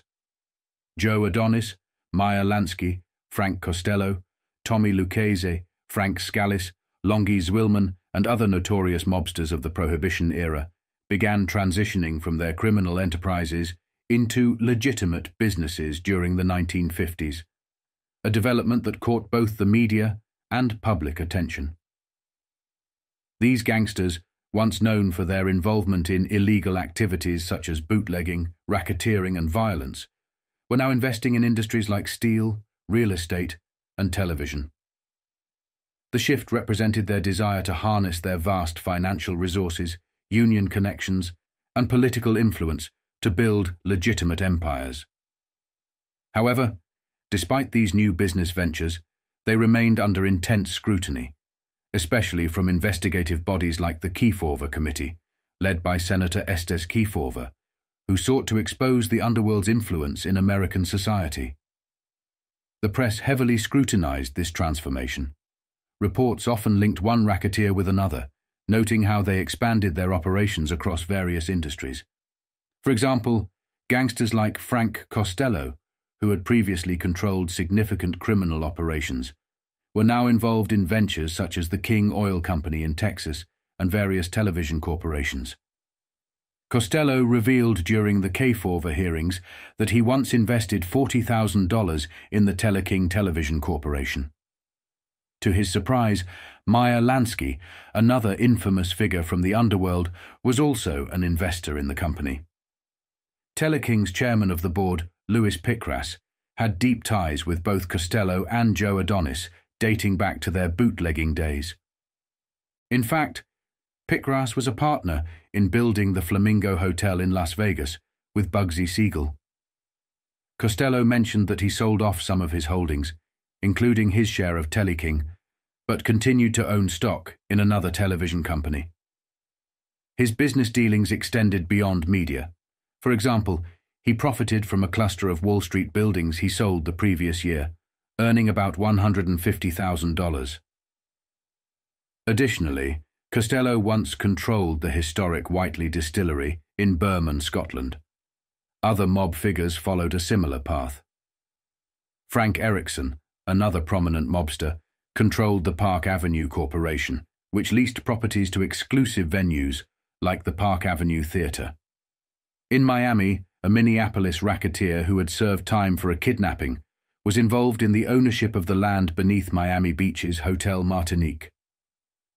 Notable figures in the Miami Beach real estate scene included Isidore Kid Can Blumenfield and his brothers, as well as Cleveland mobster Al Polizzi and Joe Scarface Bomarito. In Detroit, Morris Mo Dalitz, a close associate of Lucky Luciano, held significant investments in the Detroit Steel Corporation, along with partners Sam Tucker, Maury Kleiman, and Louis Rothkopf, all of whom avoided testifying before the Senate Crime Investigation Committee. Joe Adonis was heavily involved in the car trucking business, while other mobsters like Riccardi, with a long history of arrests, operated in industries such as the laundry business. William Molasky, another figure under the committee's eye, owned a significant stake in Western Union, holding 18,000 shares. The move toward legitimate business was not limited to just real estate or manufacturing. In Hollywood, Mickey Cohen, a former mob enforcer, reinvented himself as a haberdasher, selling fine men's clothing to celebrities. This quest for respectability among mobsters arguably began in Miami. During one of the periods when he sought to escape law enforcement pressure, Al Capone retreated to Miami, where he built a lavish stucco mansion on one of Biscayne Bay's islands. His time in Miami set a trend for other gangsters, who followed his lead and relocated to the sun-drenched paradise. The influx of underworld figures in Miami grew so notable that J. Edgar Hoover, head of the FBI, remarked that casting a net over the city during the winter months could ensnare a vast proportion of the nation's most prominent criminals. Despite their attempts to go legitimate, the sheer power and influence of these figures were too significant to ignore. Public outcry over their presence in legitimate industries, combined with the efforts of investigators like the Kefauver Committee, kept these former mobsters under constant surveillance. The committee hearings were a pivotal moment in the fight against organized crime, as they revealed just how deeply entrenched the mob had become in American business. In the 1950s, organized crime was a growing concern in America, and Senator Estes Kefauver's committee hearings played a pivotal role in shedding light on the depth of corruption and influence these criminal enterprises wielded. The hearings revealed the extensive involvement of crime syndicates in local and national government, reaching even the White House. Kefauver was astounded to discover that some of the lawyers representing organized crime figures were also the legal counsel for sitting presidents. He famously remarked, "It stunned me and staggered me that we had to look at these individuals knowing their lawyers were the same ones advising the highest offices in the land." The media frenzy surrounding Kefauver's committee made him a household name. Newspapers across the country carried headlines such as, "Kefauver says organized crime and racketeers have a stronger hold on America than during Prohibition." He emphasized that organized crime had not diminished. Following Prohibition, it had evolved. Criminal syndicates became wealthier, more powerful, and more integrated into international operations. Meyer Lansky, for instance, expanded his reach into the Bahamas and Cuba, investing heavily in hotels and casinos, while key associates like Joe Adonis, Frank Costello, Willie Moretti, and Longy Zwillman faced significant challenges during this era. Yet despite these challenges, they still controlled vast criminal empires and wielded significant political influence. During one of the televised hearings, Kefauver famously said, "Organized crime after Prohibition did not get any poorer. In fact, it got richer and far more advanced. These crime syndicates have become sophisticated and international. They are now deeply entwined in legitimate businesses and even governments, making them nearly untouchable by the United States or anyone else." The Kefauver hearings were televised, bringing the issue of organized crime into the living rooms of ordinary Americans. The hearings, held in cities like New Orleans, St. Louis, San Francisco, Los Angeles, and Detroit, were broadcast locally. But it was the New York hearing that gained national attention when it aired on television networks. The public response was overwhelming. Kefauver admitted that he was surprised by the reaction, as he hadn't known the hearings would be televised until shortly before they began. "I didn't know they were going to televise the New York hearings until a day or so before we started," Kefauver later revealed. "The reaction was far beyond what I expected. It was much more than I ever could have imagined." When asked about the fairness of televising the hearings, especially concerning the witnesses, Kefauver replied, "I think if the lights are not obtrusive and the heat is not obnoxious, then it is all right to televise hearings. After all, this is a means of public information. We have needed for a long time a code of conduct for congressional investigative committees, one that deals with radio, television, and press, so that if someone's name is brought up, they have the immediate opportunity to present their side." Despite the pressure from various groups to stop or divert the investigation, Kefauver was steadfast. "I would be less than frank if I didn't say that in the beginning there was considerable pressure from various places," Kefauver admitted. "But after we got started, and people realized we were doing a straightforward down-the-middle job, there wasn't as much pressure." When asked whether this pressure was political, Kefauver acknowledged, "In some cases it was political, but not as much as you might think. I never got any pressure from anyone at the White House, nor from the Democratic National Committee, although I'm sure some of the things we were uncovering weren't very pleasing to them." Kefauver's committee uncovered significant information about the deep ties between organized crime and politics, which went far beyond simple bribery. "We're not just dealing with people who want to make a quick buck," Kefauver said. "We're dealing with organizations that have infiltrated nearly every aspect of our society, from business to politics, and they have done so in a way that is difficult to untangle." One of the most striking moments of the hearings came when Kefauver reflected on the sheer scale of the investigation. When asked if the committee had merely scratched the surface of organized crime, he responded, "I think we've done more than scratch the surface. We've had many of the big fellows before us, and we have investigative files on 3 times as many as we've used. The mere fact that these investigations have been made has a considerable influence. But the power and influence of racketeers is far greater than I had thought, and I believe it's more than most people realized." Kefauver was also keenly aware of the sophistication of modern, organized crime. The mobsters of the 1950s, he noted, were different from those of the Prohibition era. These criminals don't have gunmen standing around like the old days. They want respectability. They want to belong to clubs, send their children to good schools, and play a part in politics. They're not killing their way to the top, they're buying their way. When asked if legalizing gambling would curb organized crime, Kefauver was adamant in his response. No, I don't think it would help at all. If anything, it would make things worse. Wherever gambling has been legalized, the racketeers have taken over. Look at Nevada. It's become a haven for racketeers from all over the country. They're able to get liquor licenses, gambling licenses, despite efforts to keep them out. Kefauver's investigation also revealed the complexities of modern organized crime.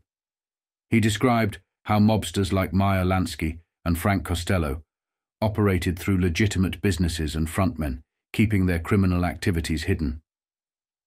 They have good lawyers, they have good tax accountants, and they have little fellows around who do the dirty work for them, Kefauver explained.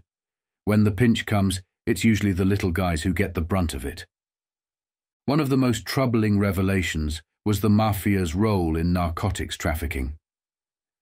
Running alongside the gambling syndicates is the mafia, a more cohesive and organized group, Kefauver said. These are the people involved in narcotics. They know who the mafia figures are in each region, and they know who to get to do the jobs. They're the enforcement arm, the ones who protect the operations, and, if necessary, commit the murders. Despite the immense challenges, Kefauver remained hopeful that his investigation would lead to meaningful reforms. He believed that the establishment of a special fraud division within the Bureau of Internal Revenue, tasked with investigating gangsters, racketeers, and big-time gamblers, was a significant step forward. This division would help cut through red tape and bring criminals to justice more efficiently, addressing one of the key issues identified in the hearings: the slow pace of tax evasion prosecutions. Kefauver was clear about the importance of public awareness and local engagement in the fight against organized crime. No amount of federal legislation will solve this problem if the local people aren't interested, he said. The people in the communities must step up, form crime committees, revamp archaic laws, and take responsibility. The letters we've been receiving show that people are waking up to the problem. They write to us saying, "We didn't know it was this bad, but now we see it's our responsibility to fix it." In his closing remarks during one of the hearings, Kefauver expressed cautious optimism.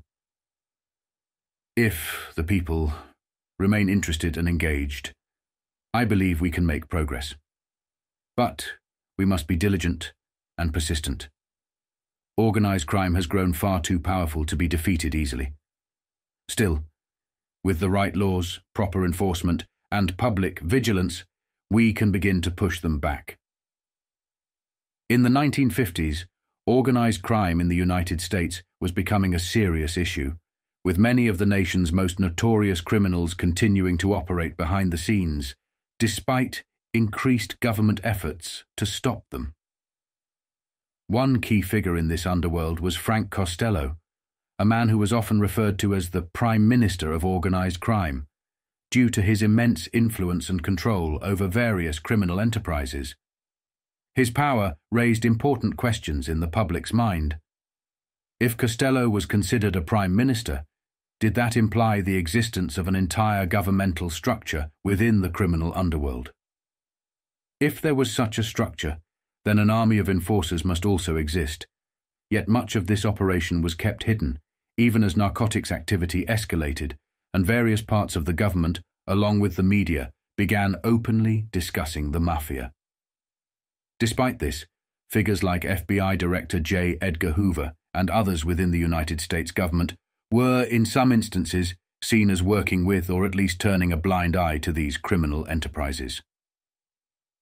The Office of Strategic Services, which had transformed into the CIA, was even rumored to have collaborated with organized crime in operations like the coup d'etat in Guatemala, working closely with mafia groups in New Orleans and other places.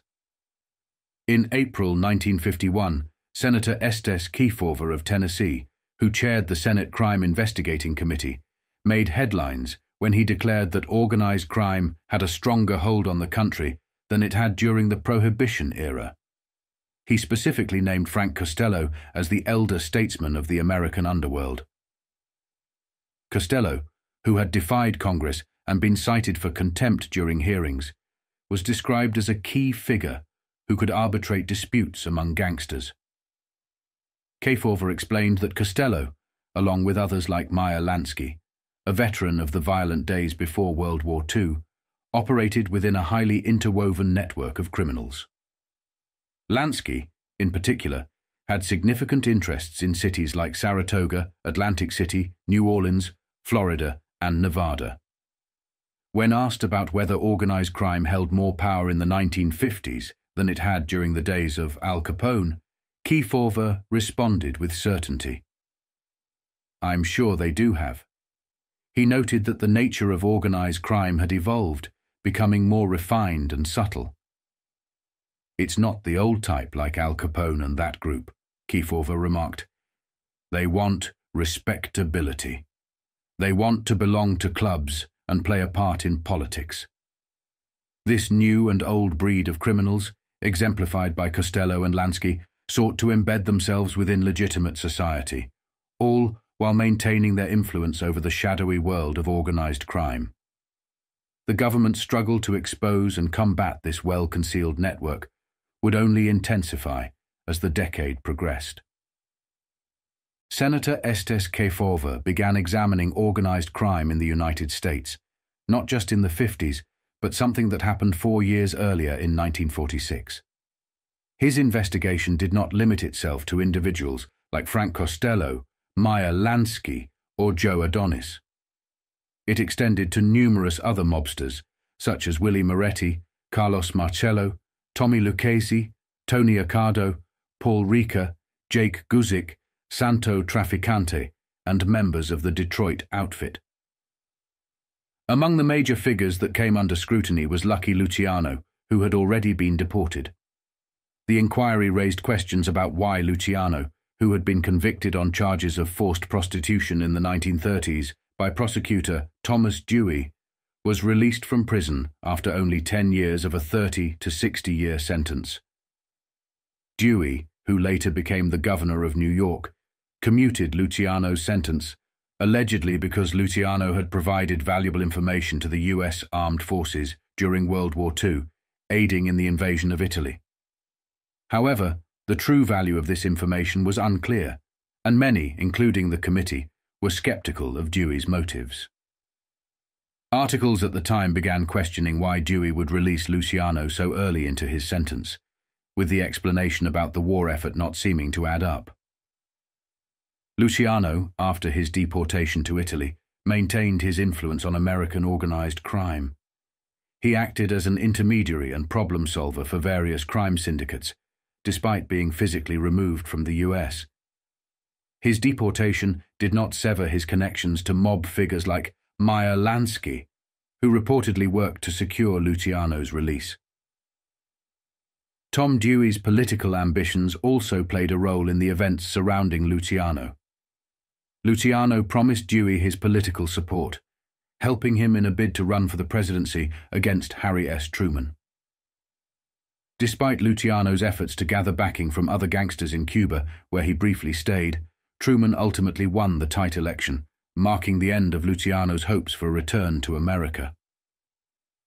The Senate Crime Investigating Committee's report highlighted the questionable circumstances of Luciano's release. One key figure in the report was Charles Haffenden, who had written a letter in support of Luciano's parole. Haffenden, recuperating from war wounds at the time, admitted to the committee that he had no knowledge of the actual value of Luciano's wartime contributions. He had written the letter out of generosity at the request of Luciano's legal counsel, rather than on the basis of verified information. Kefauver's investigation exposed the intricate connections between organized crime and politics in mid-20th century America.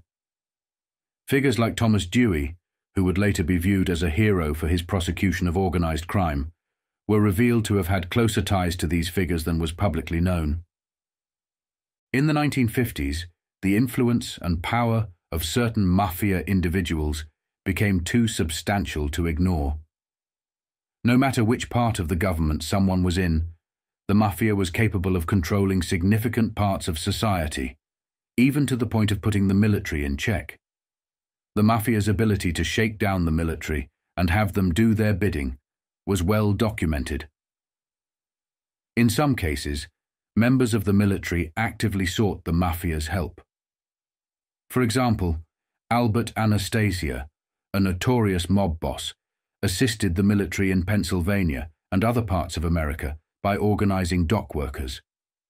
As Anastasia spent more time in Pennsylvania during the 1940s, he formed strong alliances with the Buffalino and Magadino factions. These relationships would later benefit Russell Buffalino in years to come, particularly in union matters.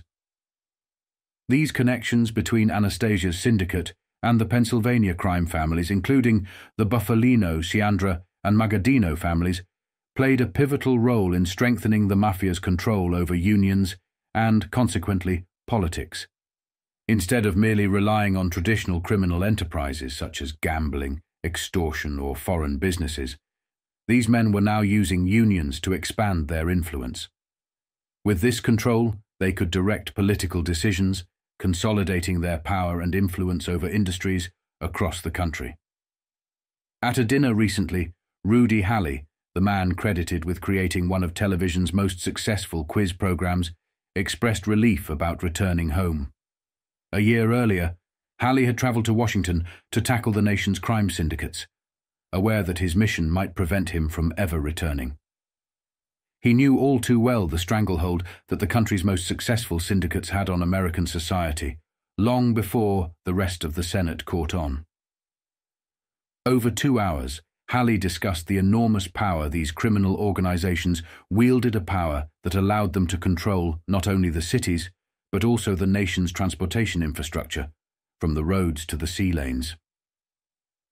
Halley explained how the mafia could cripple American industry by controlling the waterfront and trucking unions.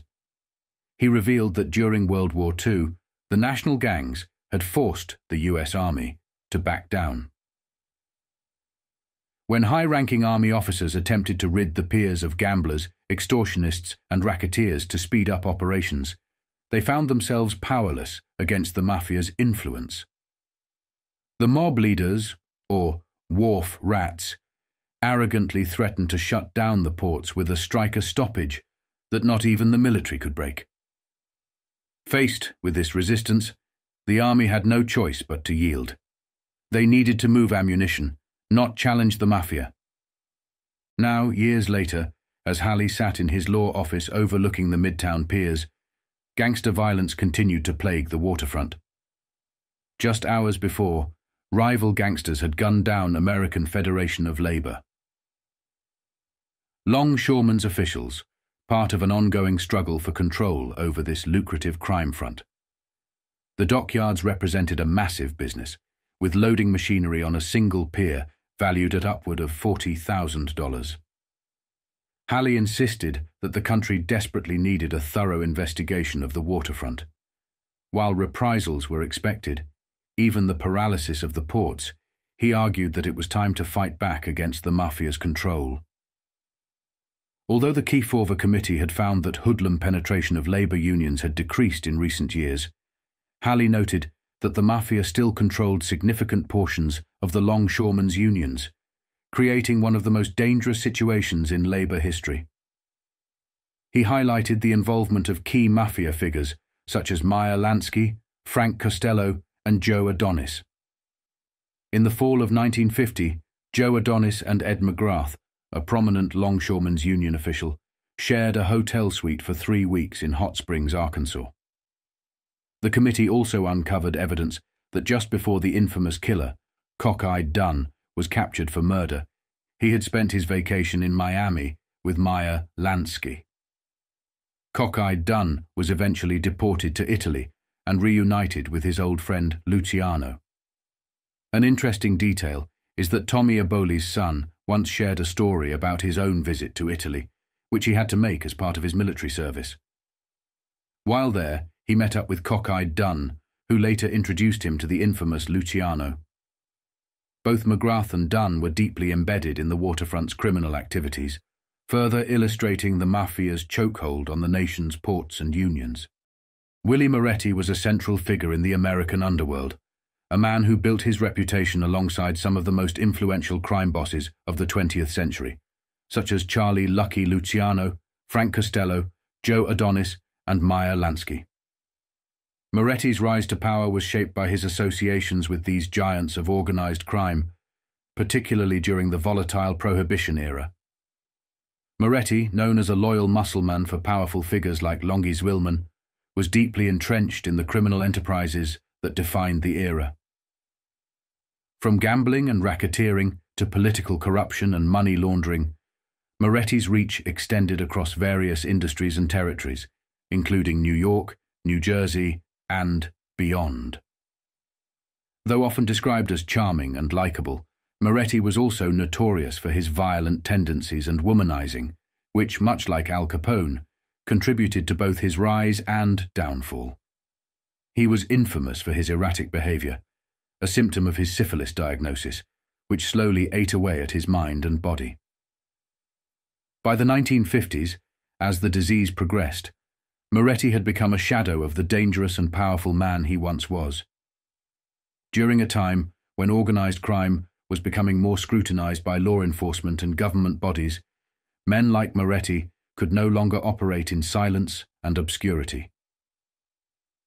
In the early 1950s, as the U.S. Senate's Kefauver Committee began investigating organized crime, Moretti was one of the figures called to testify. In stark contrast to many of his associates who chose to remain silent, Moretti was surprisingly talkative and candid. He painted a colorful picture of his life, openly discussing his gambling habits, wealth, and connections. At one point, he even bragged about keeping $30,000 in cash at home for incidental expenses. His charm shone through as he regaled the committee with the tales of his election winnings and wry observations about how everything is a racket in modern society. Despite his affability, Moretti's decision to talk during the hearings was a dangerous misstep. In the world of organized crime, silence was a code of survival, and his willingness to divulge details to the Senate made him a liability to his peers. It became clear that Moretti's mental state, weakened by syphilis, was causing him to lose his grip on reality and on the unspoken rules that had kept the mafia's operations hidden for decades. This lapse in judgment would eventually lead to his demise. Moretti's death in 1951, at the hands of his former allies, marked a turning point in the world of organized crime. His execution was a direct consequence of his loose talk during the hearings, and it signaled the beginning of a broader power shift within the mafia. The old guard of Prohibition-era mobsters like Moretti was being replaced by a new generation of gangsters, more cautious and attuned to the evolving political and legal landscape. His assassination was a message to anyone else in the underworld who might be tempted to speak out. Loyalty and silence were paramount. The world of organized crime was evolving. Families in cities like New York, Chicago, and New Orleans were still heavily involved in gambling, narcotics, political corruption, and unions, but the 1950s marked the beginning of a new era. This shift would see the mafia evolve into a more sophisticated syndicate, with its influence extending into legitimate business ventures, real estate, and even stocks. Despite the crackdown on organized crime, the families continued to thrive, shaping American society for decades to come. Moretti's story is emblematic of the end of one era and the beginning of another. He was a man who lived by the rules of a bygone time, where brute force and charisma could make you a king in the underworld. But as the spotlight on organized crime grew brighter, men like Willie Moretti were forced to adapt or die. His tragic end was a stark reminder that in the world of crime, no man, no matter how powerful, could escape the consequences of betrayal, illness, or the changing times. In late 1950, Luciano received an unexpected visit from a powerful mobster, none other than Carlo Gambino. Carlo came bearing troubling news. Willie Moretti, the New Jersey mobster and once close friend, had been diagnosed with syphilis, and the disease was ravaging his mind, just as it had done to Capone years before. Gambino, representing the interests of the Mangano and Anastasia factions, was sent to see if Luciano had any solutions to offer. Willie's brain was rotting, Gambino explained. He was losing control, and half the time no one knew what he might say in public. He had to be watched every time, like a ticking bomb ready to explode. The council had already voted Willie had to go. It wasn't just for their protection. It was, they claimed, for his own good. Luciano, once the mastermind behind countless hits, now found himself sickened by the thought of taking another life, especially that of a friend. The whole idea of killing anyone after a lifetime of it began to turn my stomach, he confessed. And now I had to vote on whether to kill a guy who had been one of my best friends. Luciano ordered Gambino to hold off the hit, demanding they at least try to save Willie. I told him about no hit on Willie unless we've exhausted every option. Get him the best doctors. Park Avenue. The Mayo Clinic. I didn't care. As long as it wasn't one of your bullet hole specialists, Luciano insisted. He knew Gambino's type, and what kind of doctors they tended to consult. But it was all for nothing. Behind Luciano's back, Gambino acted swiftly. Perhaps it was the realization that Luciano had softened, that his mind was distracted by a new girlfriend, or that his grip on power was weakening. Either way, Gambino made his move. On October 4th, 1951, Willie Moretti was gunned down, shot twice in the head like a boss ought to be, in a restaurant near Cliffside Park, New Jersey. No messy aftermath, no heat on Luciano like the Bugsy Siegel hit. The execution was clean, precise, just how Gambino liked it. However, the killers made one crucial mistake during the hit amid the chaos. One of them lost his hat, and, in the frenzy, forgot to pick it up. This small oversight would soon become infamous. The very next day, newspapers splashed the headline across their front pages: "Killer's hat left at crime scene. A clue in the gangland slaying." This seemingly minor detail captivated the public's imagination, turning a forgotten hat into the key symbol of the bloody assassination that had unfolded, marking the beginning of an intense manhunt. Here is that very article for you to listen to. Hackensack. An odd-shaped grey fedora may lead police to the killer of Willie Moretti, if the police can get there before Willie's friends. The hat was one of two left behind, when four thugs, who a minute before had shaken hands warmly with Moretti, dashed from Joe's restaurant, 793 Palisade Avenue, Cliffside Park, leaving the 57-year-old bootlegger, gambler, philanthropist, and perpetual commentator on the ways of gangdom kicking out his life on the tiled floor. Albert Anastasia, a Fort Lee resident named at the Kefauver committee hearings as a former top figure in the Murder Incorporated Brooklyn gun-for-hire mob, was briefly questioned last night at the office of Deputy Attorney General Harry L. Toe. Toe and his investigators had heard last night that Moretti had recently arranged to buy a $50,000 Florida home. When Deputy Attorney General Max Eisenstein, Paul Huckin, Stephen Toth, and a corps of investigators led by Acting County Detective Chief Nathan Allen were told by a Cliffside Park witness that Moretti had been seen standing outside the restaurant before the shooting, with a stocky man wearing an odd-shaped grey fedora. Anastasia sharply looked up, a glint of recognition in his eyes. A detective prompted, "You could help us a lot, Al." But Anastasia wasn't forthcoming. He sat calmly until released, commenting only that Moretti was a fine family man and that the killers did a dirty thing to the restaurant owners by blowing Moretti's brains all over their floor. He was referring to Joseph and Jenny Cravata and their son Joseph Jr., who lived upstairs over the restaurant. Chef-released father and son were held last night in the county jail as material witnesses, along with Mrs. Dorothy Novak, a 33-year-old waitress from 720 Bergen Boulevard, Ridgefield. Mrs. Novak was the restaurant waitress who saw the 4 men who gunned down Moretti. Released after questioning were Joseph Amenta, the chef at the restaurant, and Mrs. Cravata. Moretti's killing may signal a return to the days of bloody Bergen, when Prohibition-era gangsters settled internal strife with revolvers and shotguns. There is little doubt that the friends of the rotund, garrulous Moretti are conducting their own investigation, undeterred by red tape, with a quick execution for the man or men identified as Moretti's murderers. After more than 12 hours of continuous questioning, Toe offered no motive for the killing, and admitted he had no suspects when tired investigators finally left the county courthouse at 1:30 in the morning. He wasn't commenting on the multitude of rumors circulating about the motive behind Moretti's death.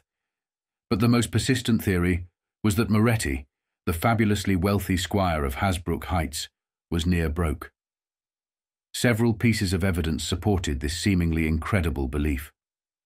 In Moretti's inside jacket pocket was an envelope from the Lincoln Mutual Life Insurance Company. Inside was a letter indicating that Moretti had cashed in a life insurance policy before maturity for the cash value of $2,400. But how did this square with Moretti's reputed 1/10 interest in the $1 million sale of the U.S. Linen Supply Company?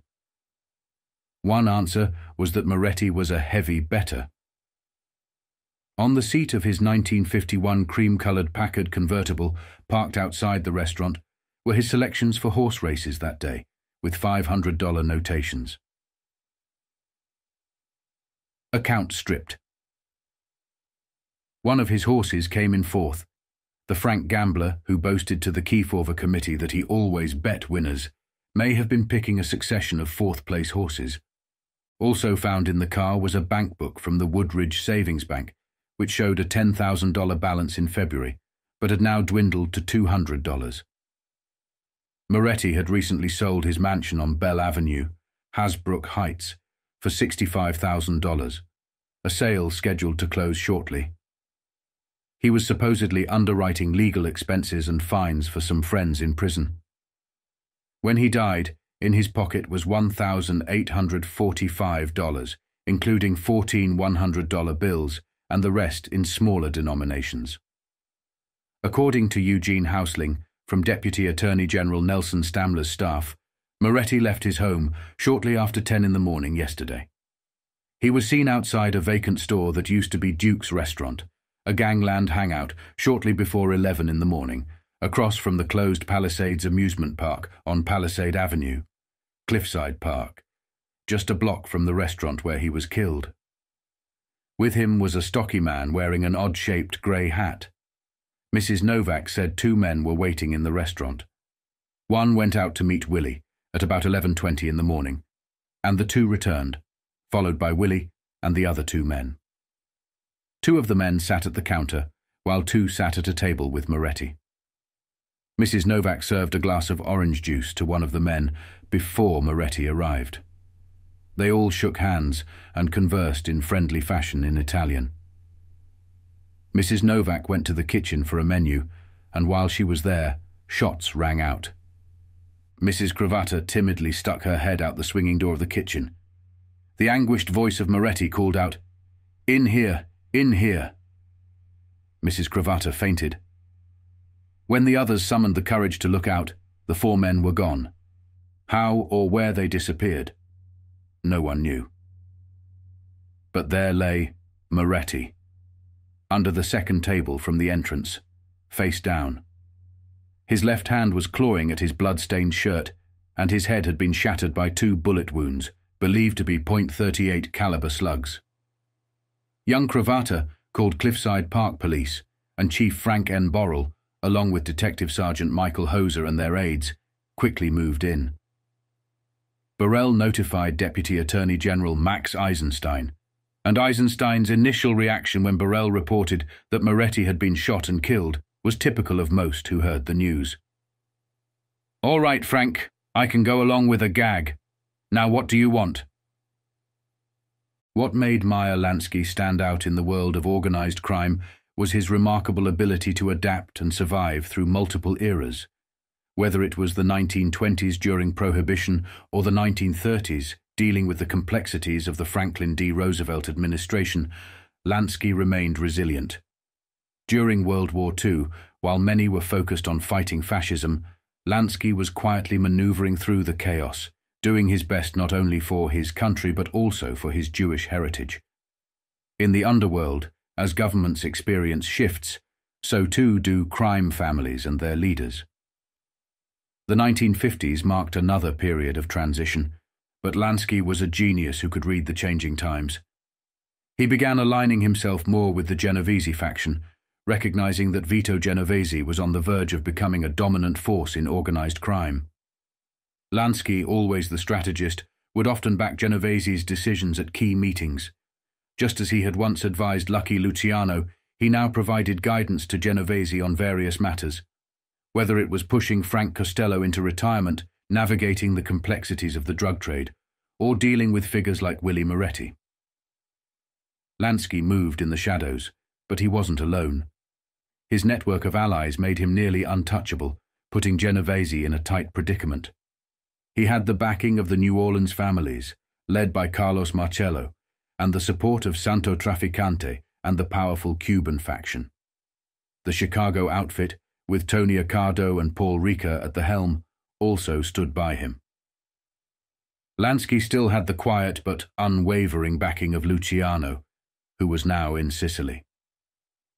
Russell Bufalino from Pennsylvania, Stefano Magaddino from Buffalo, and even Sam Giancana, who was running Chicago's casino operations, were all in his corner.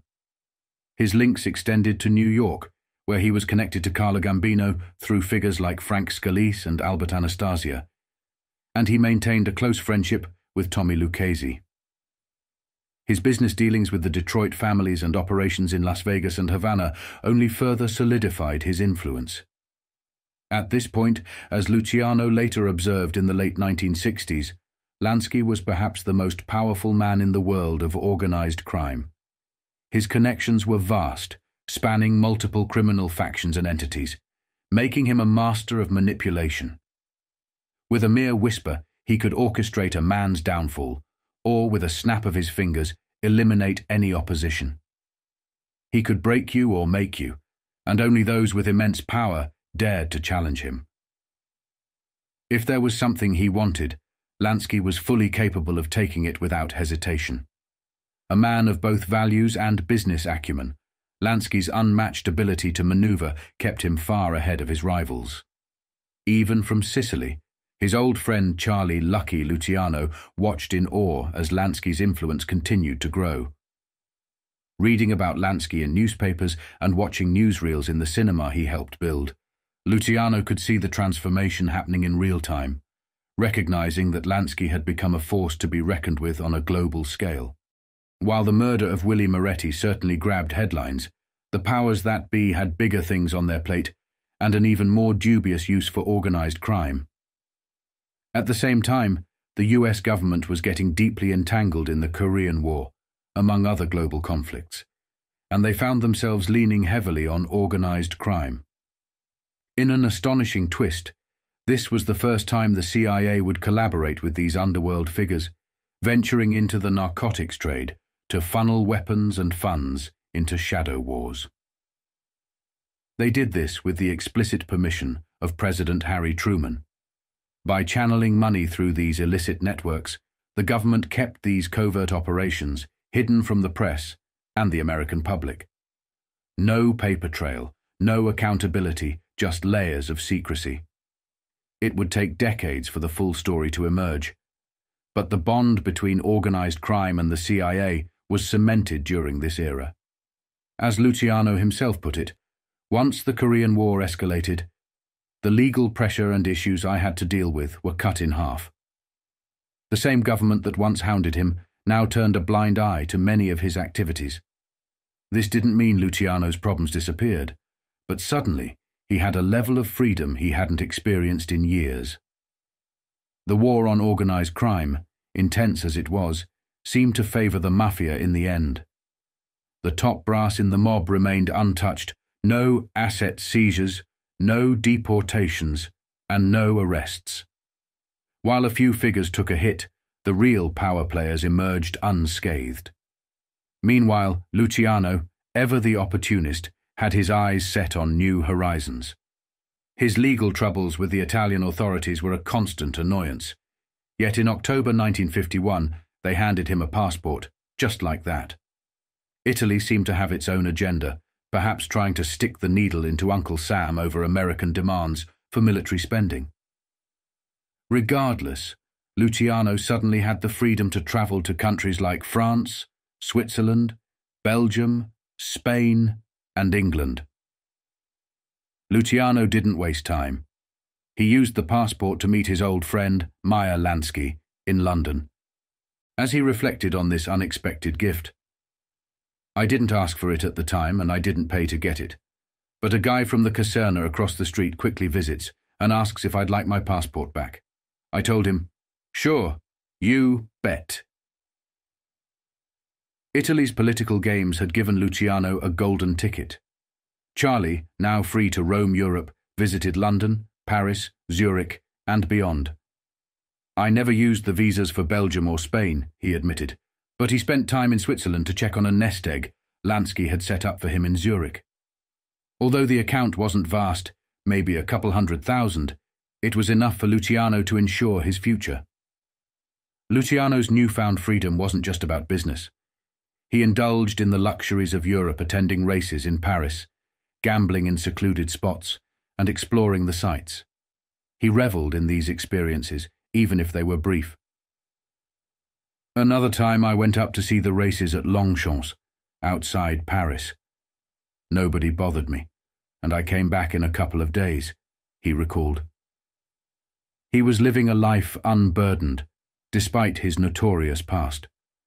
His first trip to London was marked by a memorable stay at the White House Hotel, a fact that amused him endlessly. "Can you imagine lucky Luciano sleeping at the White House?" he laughed, envisioning sending postcards to his mafia associates back in the US. He spent time with Lansky, explored potential new ventures, and indulged in London's luxuries, from high-end fabrics on Bond Street to custom-made ties from Sulca. Yet beyond the material pleasures, Luciano missed the simple things, the sounds, the language, the hum of a bustling English-speaking city. "Once you've been living in Italy, you miss everything about New York," he mused. The cold wind in London, the clatter of the streets, and watching English kids rush to school brought back a sense of nostalgia for the life he once knew. There were days I'd stand on the street corner in London, just letting the wind blow across my face, freezing and loving every minute of it. But perhaps what he missed most was the movies. In London, he could finally enjoy films in English, rather than the dubbed versions he endured in Italy. Just to sit in the damn movie house and listen to the original sound was worth the dough for the trip, he reflected. A small but significant pleasure for a man used to grand schemes. Luciano's time in Europe was a mix of business, indulgence, and nostalgia. While the world shifted around him and organized crime's role in global affairs deepened, he was, in many ways, just a man, savoring the simple things he had lost. Charlie Lucky Luciano had a fondness for England, spending significant time with gangsters and criminal syndicates in London. Always ahead of the curve, Luciano recognized that gambling would eventually be legalized in the UK, and he saw an opportunity to expand his empire. With his connections to the gambling operations in Las Vegas, New Orleans, New York, and Chicago, he knew his men could invest in London, a city that was increasingly positioning itself as a financial hub. London was hungry for investment to boost tourism, and Luciano saw this as a perfect opportunity to funnel money into the city's burgeoning industries. Offshore banking accounts were being set up, and the city once at the helm of a global empire was now struggling to maintain its influence as the post-war world order shifted. The UK, like many Western powers, was desperate to ward off the threat of communism and socialism, particularly in vulnerable former colonies. To this end, both Britain and America propped up governments, often supporting dictators and arming military regimes to ensure these countries remained aligned with their interests. Luciano and his syndicate, ever opportunistic, worked behind the scenes to manipulate the shifting geopolitical landscape to their advantage. They had the money, the power, and even political influence reaching as far as Washington. It is widely known that the mafia held sway over the very fabric of the American political system, including the White House at that time. It's crucial to remember that wealth, regardless of the family or status, often had dubious origins. This was true even for the Kennedys, whose fortune was built partly on questionable activities. As old empires crumbled, new ones rose, and countries around the world hungry for capital were willing to look the other way when it came to the mafia. As long as these crime families brought wealth and power, they were welcomed into the upper echelons of society. Luciano, with his charm and influence, infiltrated these circles with ease. Luciano's influence in Europe grew to such an extent that he became something of an attraction to journalists. They found him not as a notorious gangster, but as a man seeking peace and quiet, someone who wanted to leave the violent past behind. He gave interviews across Europe, one 1952, another 1953, and his final interview in 1959. He enjoyed speaking to newspapers and magazines based in London. A Sunday newspaper once sent a journalist to Milan and Naples to interview Luciano, expecting to meet a hardened criminal. Instead, they found a lovable fellow, as the headline famously described him. The interview was balanced, though it was clear the British journalist would hold Luciano accountable for his past mistakes. The journalist reviewed Luciano's history, his rise to power, his connections to prostitution and narcotics, and while Luciano denied involvement in the drug trade, the journalist remained skeptical. Despite Luciano's denials, the article stated that the journalist still believed he was a major player in the narcotics world. The following article you're about to hear is that very interview. In the private room of a cafe behind the colourful waterfront of Naples, I came face to face last week with a monster in rimless spectacles.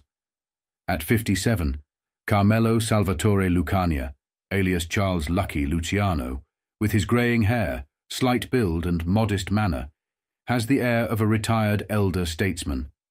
He makes no claim to statesmanship, he dares not.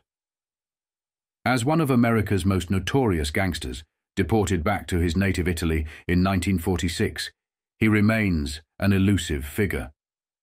It is this impudent claim of reform that I am now challenging. Despite his withdrawal from public life, he remains associated with crime.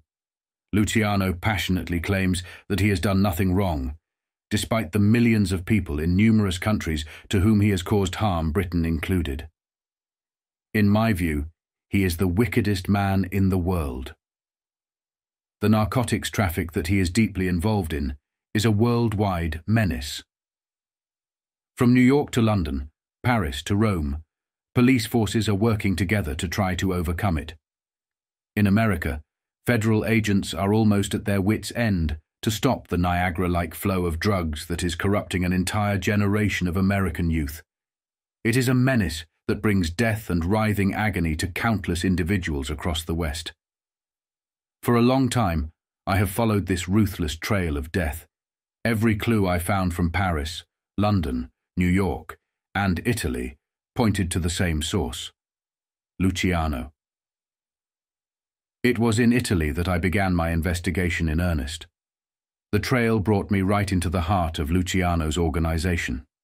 I have untangled numerous complex threads that connect this ruthless killer and master criminal to the vilest drug traffickers at work today. My first meeting with Luciano made it clear that I was not dealing with a broken ex-convict, stripped of his evil powers. Some Italian police chiefs believe he is no longer a threat. They proudly point to the tight surveillance and restrictions under which Luciano lives.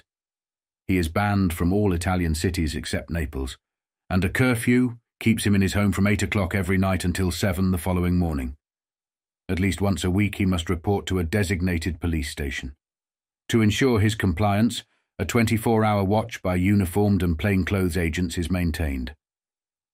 The surveillance is so strict that Luciano told me he refuses to have a telephone installed in his home. He prefers not to have his calls tapped. Yet, despite these restrictions, Luciano continues to live a life of golden luxury. His apartment, in Naples' most exclusive block of flats overlooking the harbour, is sumptuous.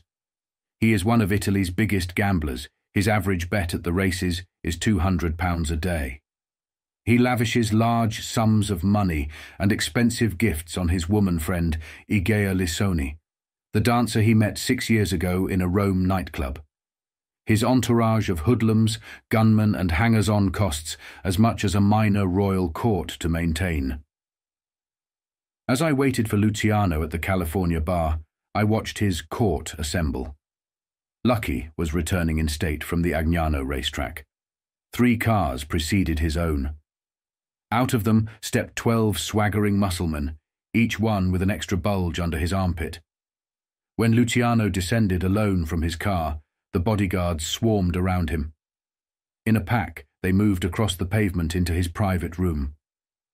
Before I was admitted into his presence, a gangster who called himself Luciano's secretary vetted me.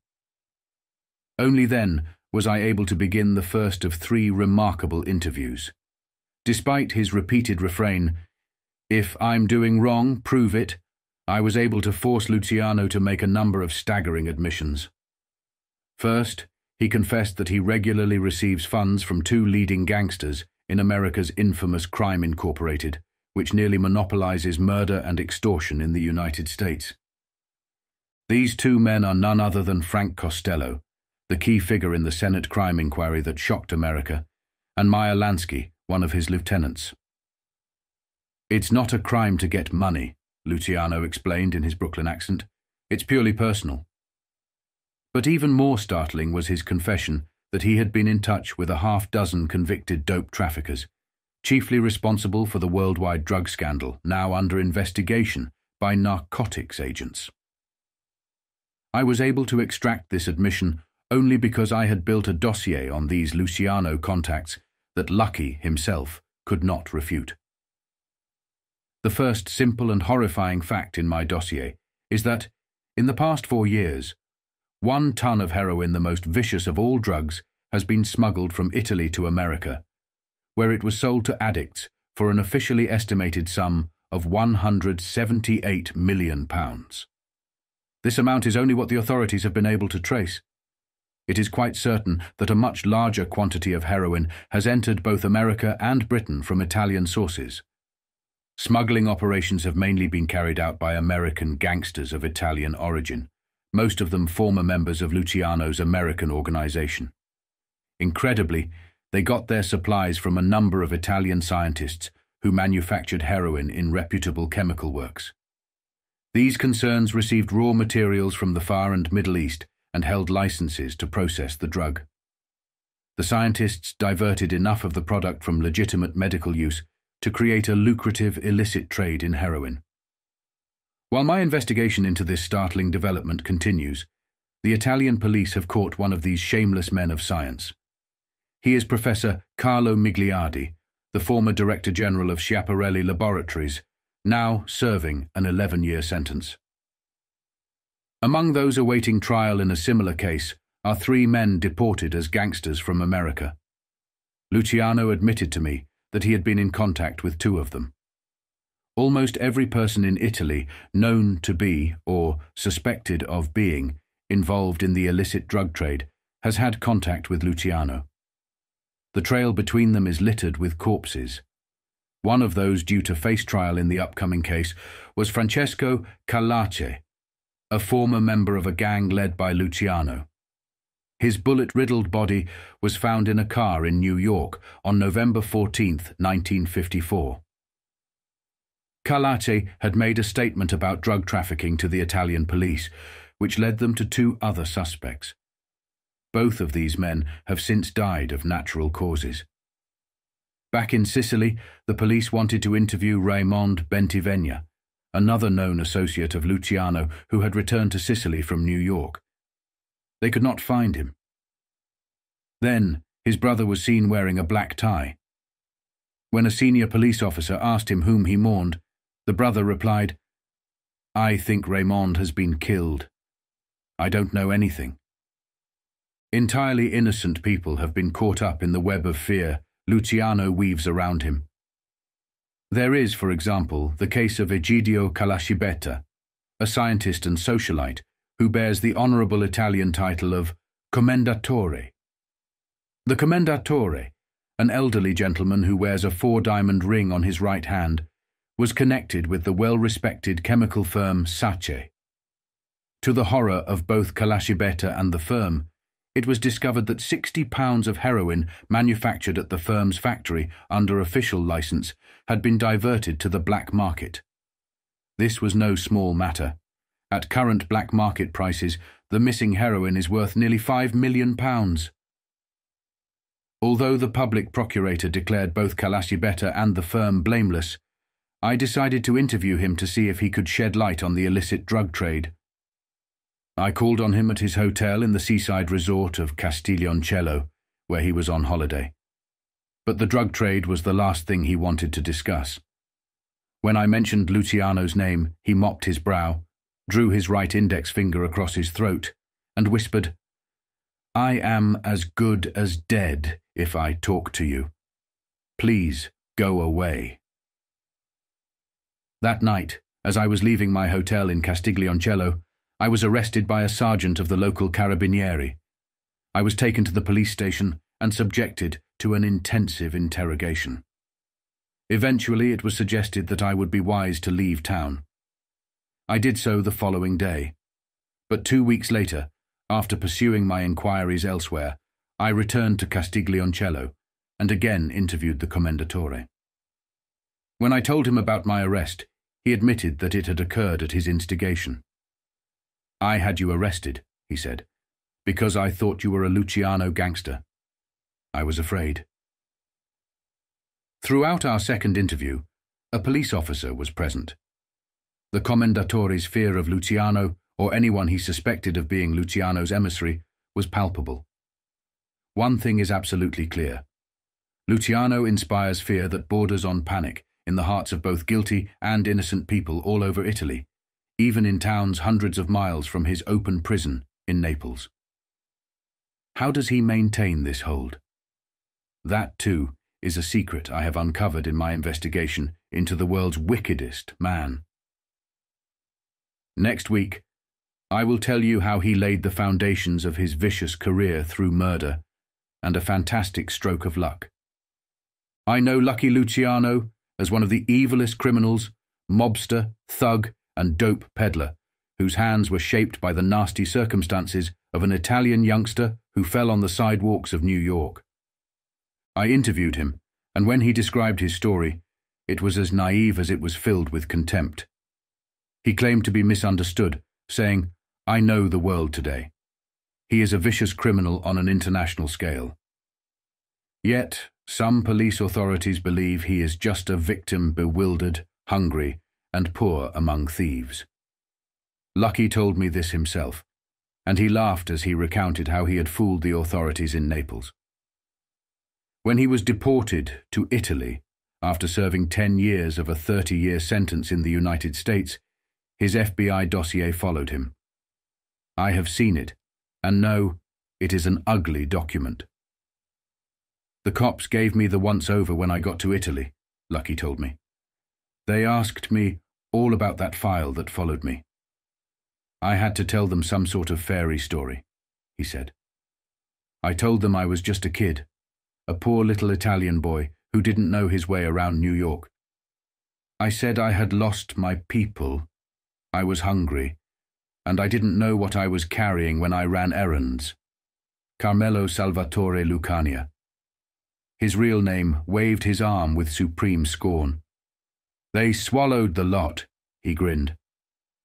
Luciano may think they bought his story, but the restrictions placed on him show they have not been fooled. Lucky Luciano was one of the smartest drug operators when he was just 18 years old on New York's East Side. Within a few years, he became the boss of the Mafia, the dreaded secret society from his native Sicily, a gang of cutthroats who spun a sinister web of murder and extortion throughout America. That is the real Lucky Luciano. It is true that he ran errands as a youngster, but it is a lie that he didn't know what he was carrying. He was, of course, running dope. Luciano was about 15 when he started, an unkempt youth with a mop of unruly hair, a gravelly voice, and worn, ill-fitting second-hand clothes. By the time he was 19, he was sentenced to jail for a year for drug trafficking. He served 6 months, and those 6 months were just enough to give a vicious edge to his criminal education. As a native son of Sicily, Luciano was marked down for membership in the Mafia, which controlled the vast Italian element in America. Protection money was its biggest income, but smuggling and selling narcotics was a lucrative sideline. Although it has never been proven that Luciano committed murder, a typical qualification for Mafia membership, he became a full member. He cut his wrist and let his blood mingle with that of other members at the sordid initiation ceremony. Swiftly, Luciano rose to become one of the inner circles. They called him Salvatore of 14th Street, or Salvatore, the Silent One. Soon, Luciano learned that the seats near the top could be very warm. One night, while standing on a street corner waiting for a girl, a car pulled up. 3 gunmen bundled him into the car and drove him through the streets of New York. They threw him to the floor of the car and began beating him mercilessly, not just with their fists, but with their feet. They pressed their point home by stubbing out cigarettes on his face. Luciano passed out. When Luciano woke, he found himself on the sands of Staten Island. His face was pulped and unrecognizable. When the police arrived, they had trouble identifying the usually smooth, suave crook. His chin was split by a hideous gash, his eyes swollen shut, and his face disfigured by purple bruises. Instead of calling a taxi, the police called an ambulance. The news of Luciano's beating quickly spread through the underworld. At first, people laughed. Imagine the second-in-command of the Mafia being taken for a ride. But when they heard that Luciano had survived, they were amazed. "He's Charlie Lucky," they exclaimed. The nickname stuck. However, it wasn't luck that rocketed Luciano to the top of New York's sprawling underworld. It was cold, calculated cunning. His first major move came when the leadership of the Mafia became vacant. Luciano backed Joe Masseria, a notorious gunman with a string of killings to his name. Luciano made sure all other candidates were removed. Salvatore Mauro was shot in the street. Umberto Valenti was mown down just a few doors from a police station. Luciano was at Masseria's side during all these killings. It was 1920, and Prohibition had just been introduced. Luciano organized hundreds of illicit distilleries and breweries. He supplied them with yeast, barley, and sugar. To handle the distribution of this ocean of bootleg hooch, he linked up with the infamous Diamond brothers, Jack "Legs" Diamond and his brother, Eddie. Luciano boasts of this, claiming it as his defense. "That's where I made my money," he told me, with an expansive wave of his arm. "I made it in bootlegging and gambling. But when it came to drugs," Luciano claimed, "I never touched no dope." Once again, I say he is a liar. Even while working as personal assistant to the Mafia boss and bootlegging with the Diamond Gang, he was running his own drug business. In 1923, he was arrested for delivering morphine to a federal undercover agent. More drugs were found in his home, but he got away scot-free. The price of his liberty was the information he gave about other dope peddlers outside the Mafia. Luciano squealed on them, and as a result, federal agents uncovered nearly £250,000 worth of drugs. That wasn't the only charge he evaded. His FBI criminal record, which I've seen, shows he was arrested for various offences, ranging from illegal possession of firearms to petty offences such as driving without a licence. Yet, he was never charged. This immunity may have led to the brutal beating he received in New York. Luciano claims that it was the police who beat him up. "But they were afraid to kill me," he said. "Why did they attack him?" Luciano says it was to settle a personal grudge, a grudge that couldn't be aired in court. The Italian police questioned him about the kidnapping, but of course he told them a different story. He claimed that Frank Costello, now a powerful figure in the American underworld, but then a comparatively minor figure, was responsible. It was like saying a schoolboy boxing champion had knocked out Rocky Marciano. Luciano shrugged. "I had to tell them some stuff, didn't I?" he said almost plaintively. Turning a blind eye to Luciano's activities was the greatest mistake some American authorities ever made. Soon, Luciano was wielding power not only over the police, but also over politicians and even statesmen. Crime cartel. So insidious was Luciano's influence and power that, at one time, he was receiving extortion money from nearly every loaf of bread sold in New York. After being held on suspicion of the murder of Arnold Rothstein, one of America's most notorious criminals, Luciano decided to streamline the underworld as a form of self-protection. He formed the Big Seven to put an end to the bootlegging wars outside Chicago, gang wars that drew too much police attention to his activities. The Big Seven took over the Atlantic seaboard and controlled all rum running into America from the Atlantic. In other words, they owned America's bootlegging industry. Luciano had formed the first cartel in crime. 5 bullets ripped into the body of an elderly man seated at a card table in New York. The scars of 15 more pitted the wall behind him. Joe Masseria, boss of the Mafia, a notorious gang of Sicilian thugs in America, was dead. And Lucky Luciano, who had been playing cards with the boss just a few minutes earlier, was now in control of this vast, evil band of men whose sinister influence was gnawing into nearly every branch of American life. The date? April 1931. Over 24 years ago. But the murder of Masseria is more than just a sordid excerpt from the history of American gang warfare. Lucky Luciano has never loosened his grip on the American underworld. I can reveal that he is an even greater power today than he was that April evening. Though he has been deported to his native Italy, though he is under city arrest in Naples, though he must be in his luxurious home by 8 o'clock each evening, he is still the boss. His tentacles spread as far as the Middle East and across the Atlantic. His major activity centers on the foul international traffic of dope. That much is clear from the dossier I have compiled from my trip to Italy and from interviews with Luciano himself and his associates. That is why I brand him the wickedest man in the world. He has held this unenviable title for a long time, ever since that April evening 24 years ago. It was supposed to be a pleasant evening. Luciano had invited Masseria to dinner, and the card game had begun as the other customers were leaving the restaurant. With strange old-world politeness, Lucky excused himself and went to wash his hands. Later, underworld cynics would say he had gone off to do a Pontius Pilate. Masseria was dead when Luciano returned, and when he came back, the new boss raised his eyebrows in mild surprise. His only comment was, "I heard the shooting, so I came out to see what it was all about." Even hardened gangsters were shocked by the murder of Masseria, but the bloodbath was just beginning. The slaying of the boss triggered a ghastly sequence of murders that spread from coast to coast.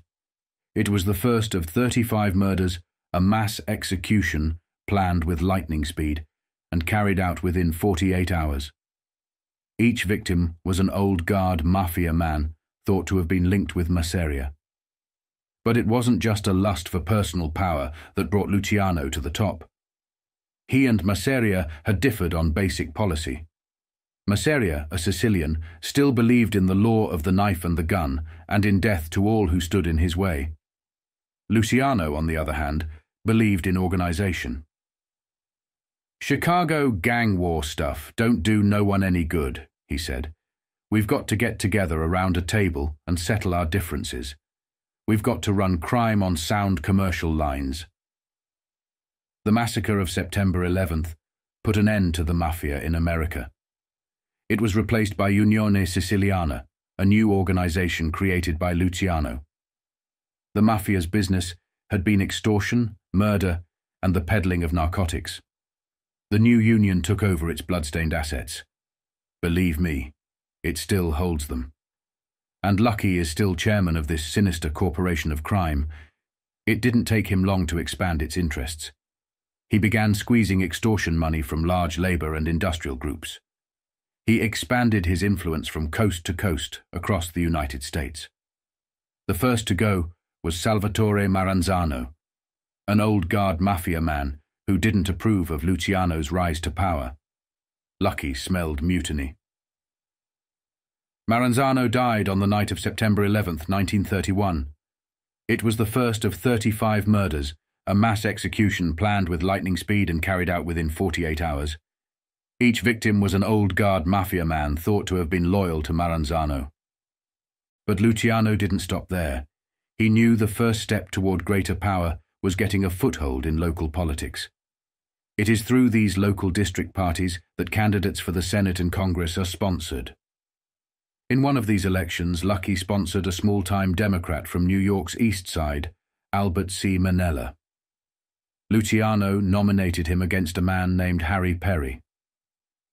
Perry never said why he suddenly stood down from that election, but it is no secret that one morning 2 of Luciano's gangsters walked into his office, laid 2 guns on his desk and said, "You've got a wife and kids, haven't you? You wouldn't want to see them in the river, would you?" That was just the beginning. Luciano began making his way up the political ladder. When I interviewed him in Naples, he boasted openly about his rise in one of the ugliest displays of arrogance I have ever witnessed. He even went so far as to suggest that aides of President Roosevelt had tried to buy his support and pinned a false charge of white slaving on him when he refused. It was this charge that earned him a 30-year prison sentence, of which he served 10 before being deported. "I'll tell you what happened," he said. "Al Smith and Roosevelt were competing for the nomination for the 1932 presidential election. They were both Democrats, but in New York, we hadn't made up our minds about which one to support. So Roosevelt's men came to me and offered me a stack of money to sway the Italian vote his way. But I'm not that kind of guy. I told them I didn't do things like that. Because of that, when they got on top, they framed me up and sent me up the river." When the Democratic Party gained more power in America, Luciano began using his political influence. He was able to decide who would be district attorney, the very person responsible for fighting crime. He could even influence local authorities about who should become judges, prosecutors, and state legislators. The repeal of prohibition did nothing to diminish the power of the czar of crime. Like the other gang bosses, Luciano jumped right into the gambling rackets. The mob's operations were nearly as large as the state itself. And once again, it was Luciano who ensured the state would not interfere. Johnny Torrio, the gang boss of Chicago and Al Capone's successor, called a meeting of his fellow thugs. "While we're divided among ourselves, while we have gang wars and killings," he said, "we lay ourselves open to be taken down by the law. But if we're united, we'll be bigger than the law itself." It took time to instill this idea of collective security into the heads of some of the gang bosses. Luciano, along with his pal Louis Lepke Buchalter, orchestrated the meeting. Word was sent around the country, and at a second meeting, big bosses from all the formidable gangs of America were present. "We've got to have rules," they said. We've got to abide by a majority vote. They decided that there would be no killings unless Crime Incorporated of the United States agreed to them. The syndicate not only planned how to defeat the law, but in some cases, how the law would be made. For example, they discussed the assassination of Tom Dewey, an up-and-coming attorney who was considered too dangerous. "That's bad policy," said Luciano. "If we hit him, we hit ourselves. Let him live." The syndicate agreed that Dewey would not be killed. But Dutch Schultz, one of the syndicate's leading members, had other ideas. Dewey had almost nailed Schultz on income tax evasion, and Schultz made plans to have him assassinated. One of Schultz's own men tipped off the syndicate. Schultz and his 2 bodyguards were shot in the Palace Chop House on the night of October 23, 1935. I never thought I would write a single word in favor of Lucky Luciano, the international gangster whom I have branded as the wickedest man in the world. Yet my investigations have shown that there is a streak of decency in the makeup of this monster. It showed briefly during the war when danger threatened America. Luciano actually helped the Allied war effort from his prison cell. That, in fact, is why he is not in jail today. When he was sentenced to 30 years for organizing prostitution, his associates thought he would never know freedom again. But the authorities relented. In recognition of his wartime help, they released him after he had served 10 years and deported him to Italy. Even in Sing Sing, even when he was allowed to write only 2 letters a week, this fantastic crook retained his power over America's sprawling underworld. The police knew this, but there was little they could do about it. But when a wave of espionage and sabotage swept along the East Coast ports, particularly New York's waterfront, they were glad he still had influence. The United States Naval Intelligence Department approached him through his lawyer. "You're still the boss, whose word is law," they said. "What about helping us with the war effort?" No promises were made, but Luciano agreed to help. Some of his gang members were brought into jail to see him. He told them, "Go out and clean up this thing, get the boys working, and tell them I said so." The gangs who controlled the waterfronts of America got to work. Within weeks, sabotage and espionage ceased. When plans were being laid for the invasion of Sicily, the intelligence experts visited Sing Sing again. They asked Luciano for help because they knew he still controlled the notorious Unione Siciliana, and that its influence extended not only throughout America, but also to Italy and Sicily.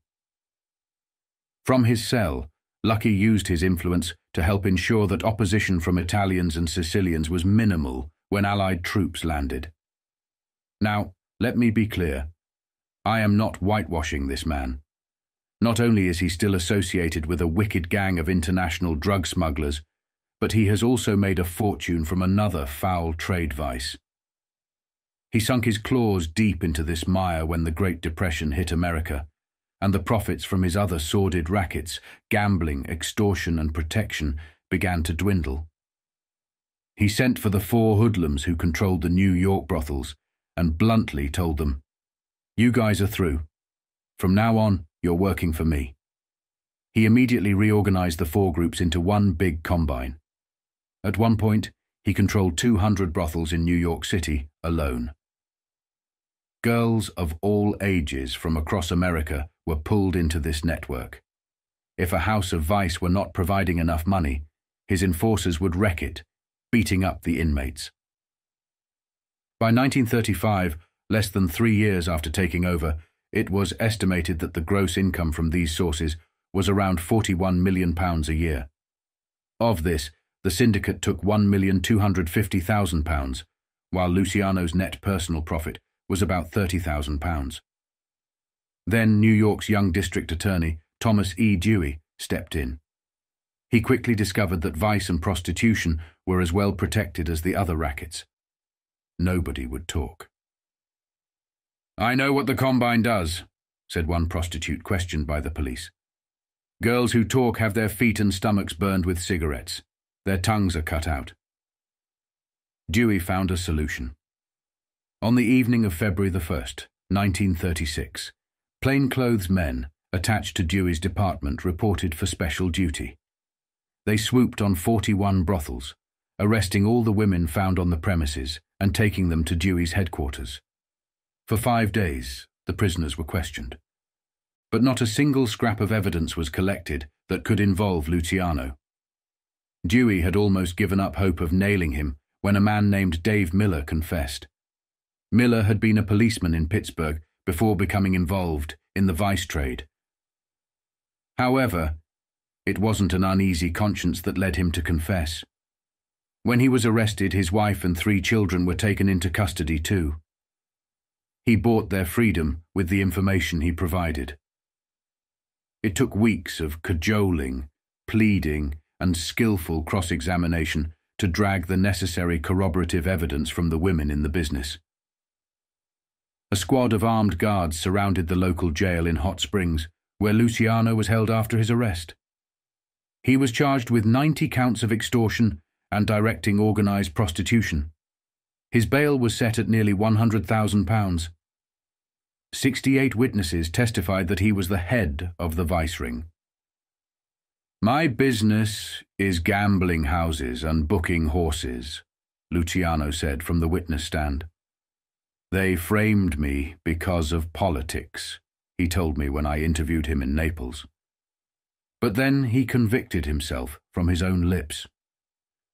"I gave money to prostitutes," he said. "I never took it from them. The only people I ever took money from were the men who controlled them." On Saturday, June 6th, the jury retired to consider their verdict on 62 individual charges against Lucky and 13 others in the dock with him. They returned the following morning. 62 times the foreman of the jury uttered the word "guilty" as each charge against Luciano was read. Then he repeated the performance for all the others involved. The judge ordered the defendants back for 11 days while he considered the penalties. Before doing so, he read the probation officer's report on Luciano, which included the passage, "His ideals of life are resolved into money to spend, beautiful women to enjoy, silk underclothes, and places to go in style." The judge said to Luciano, "You are responsible for every foul and cruel deed, accompanied by extortion, carried out by your band."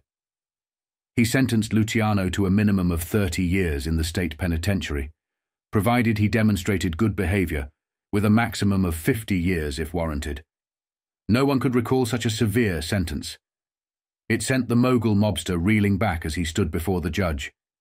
The others standing with him blanched as sentences of 25 years, 40 years and 15 years were doled out. Now, Luciano is free, living a life of luxury in Naples. He is still not only the wickedest man in the world, but also one of the most diabolically dangerous. Italy is the clearing ground for all the dope that comes from the Middle East, and lucky Luciano is the man who will ensure this dreadful cargo finds its way to America and to Britain.